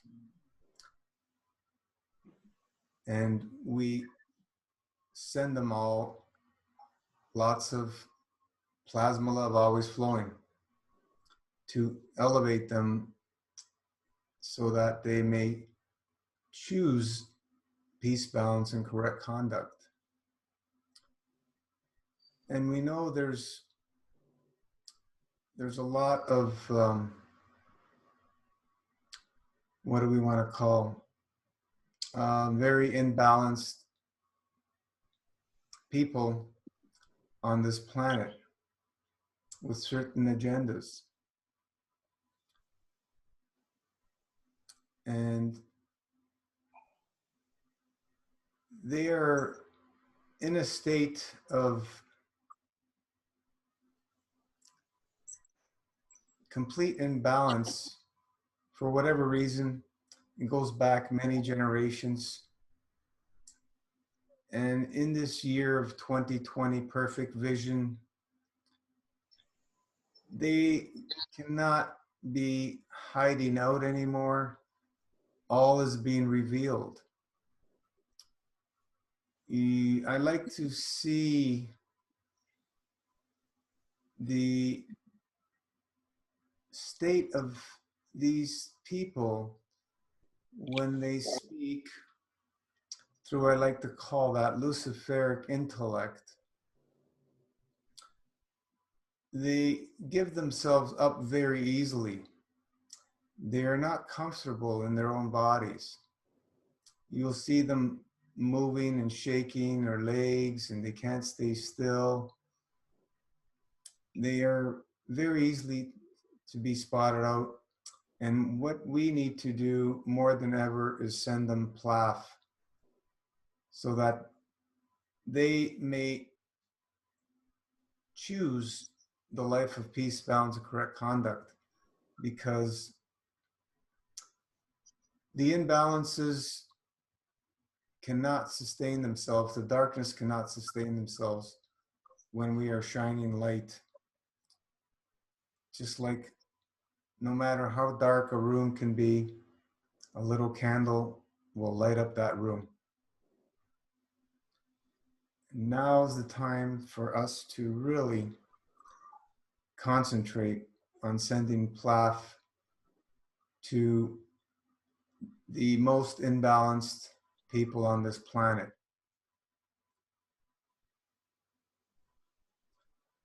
Mother Earth is getting a wonderful break.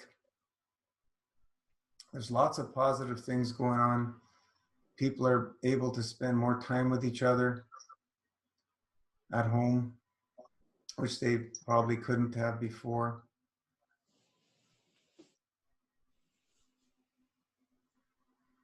People are able to see what has been going on around this planet for, decades that cannot be sustained if we remained in the same direction.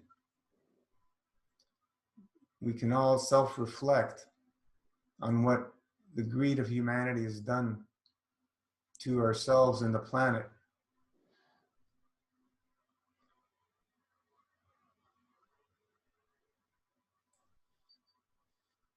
The light is always shining upon us, and we can always, always have the strength to send more light to all the souls on this planet. There is never, ever going to be a lack of light. It's so much abundance that it keeps expanding,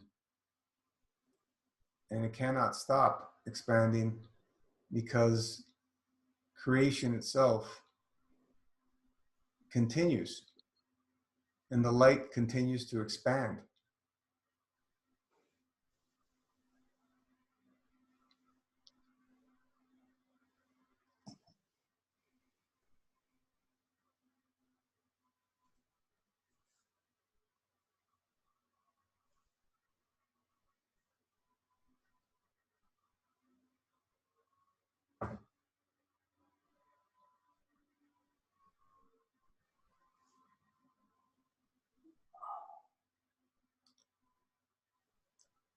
Feel the pulse of the earth.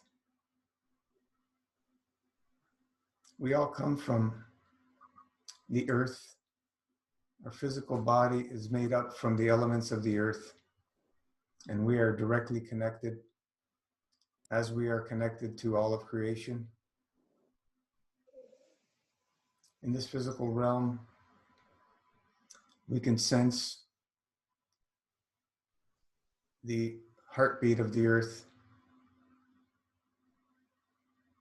Whether we're physically touching it or not, if we look deep within, we can feel the emotion of the planet Earth. And in that, the emotion of all other life beings on this planet. The whole animal kingdom, on land, in the oceans, in the air. All these wonderful, amazing beings of creation that we are directly connected with.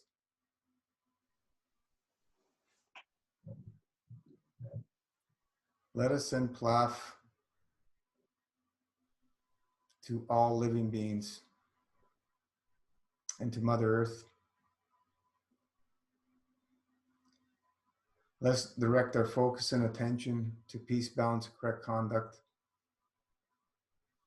so that we all may find balance in this realm.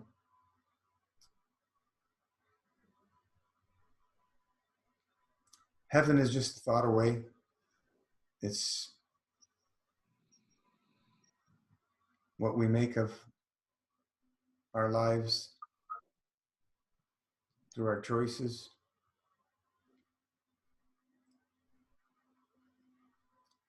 And if we continue to focus on plasma love always flowing,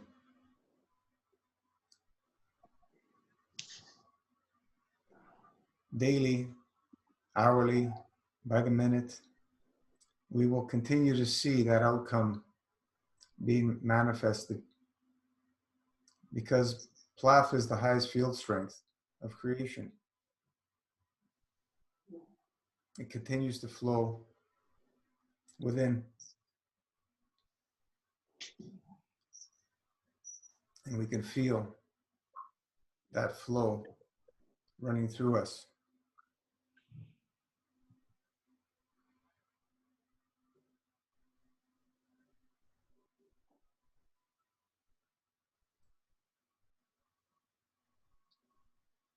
As we focus on our breath and feel the pulse of the earth, we continue to build that field strength so that we may give more. And in so giving more and elevating all the souls, we can receive to continue that flow, the pulse of creation, within us all.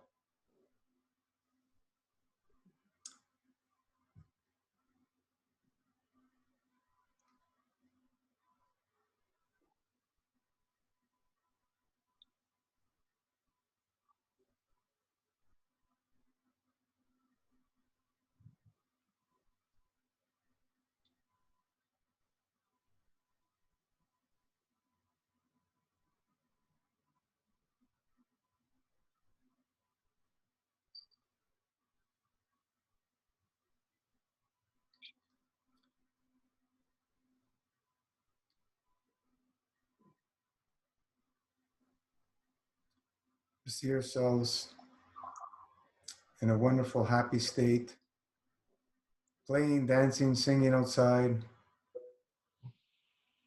children giggling, animals roaming, birds flying, worms crawling, nature returned to balance, living in harmony with the principles of the universe and creation. We all have that knowledge within our souls. We are no strangers to it. It cannot be taken away from us.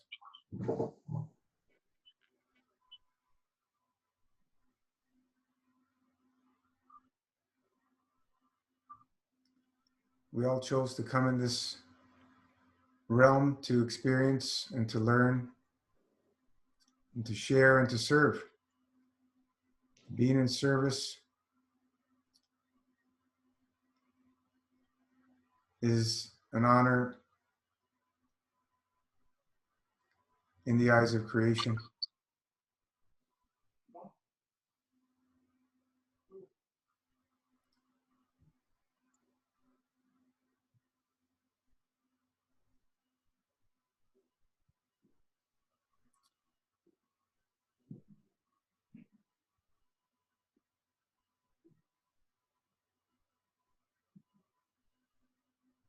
Tomorrow, what it's Easter. Christians, many Christians around the world are celebrating, and it's already tomorrow for some people. And this is the first time that people are not allowed to go to their gatherings to celebrate together.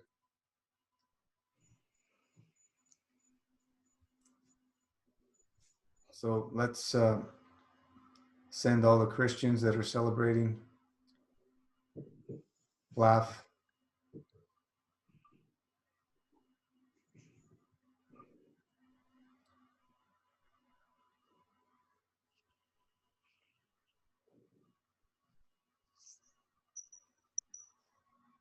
We're in wonderful, amazing, transformative times, and we must continue to focus on the outcomes that we know that are true in our hearts: peace, balance, correct conduct, and plaf to all beings on the planet.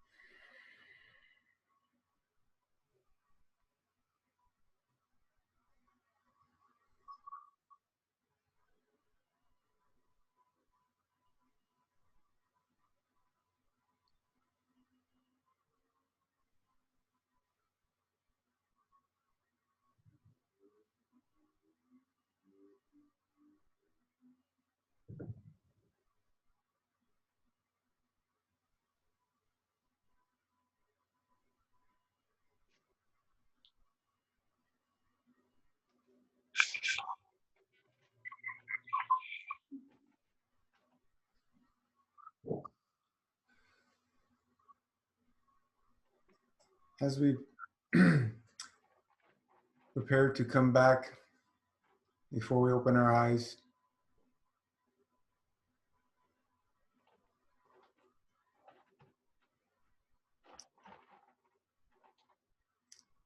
Let us thank creation for the opportunity to express our individualities and continue to move in line with the basic laws of creation, so that balance is always the outcome.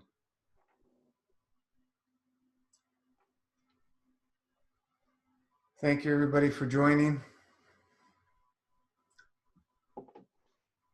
It's been a pleasure, as always, to have you guys here.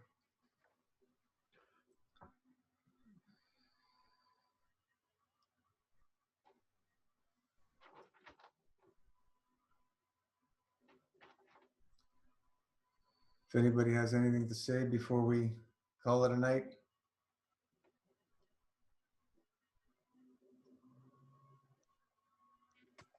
Thank you for creating the hero we could come to. Thank you, Gino. Thank you, Raina. Thank you, everyone who's here. You're welcome. Thank you for joining. Mm-hmm. Thank you, guys. Simeon. Thank you. I just want to thank everybody for their wisdom last week. Went ahead and broke the fast yesterday. Yeah, some of the things that I've been experiencing would probably be 1,000 times worse if I didn't listen. So thank you. That's all. One day at a time. Right.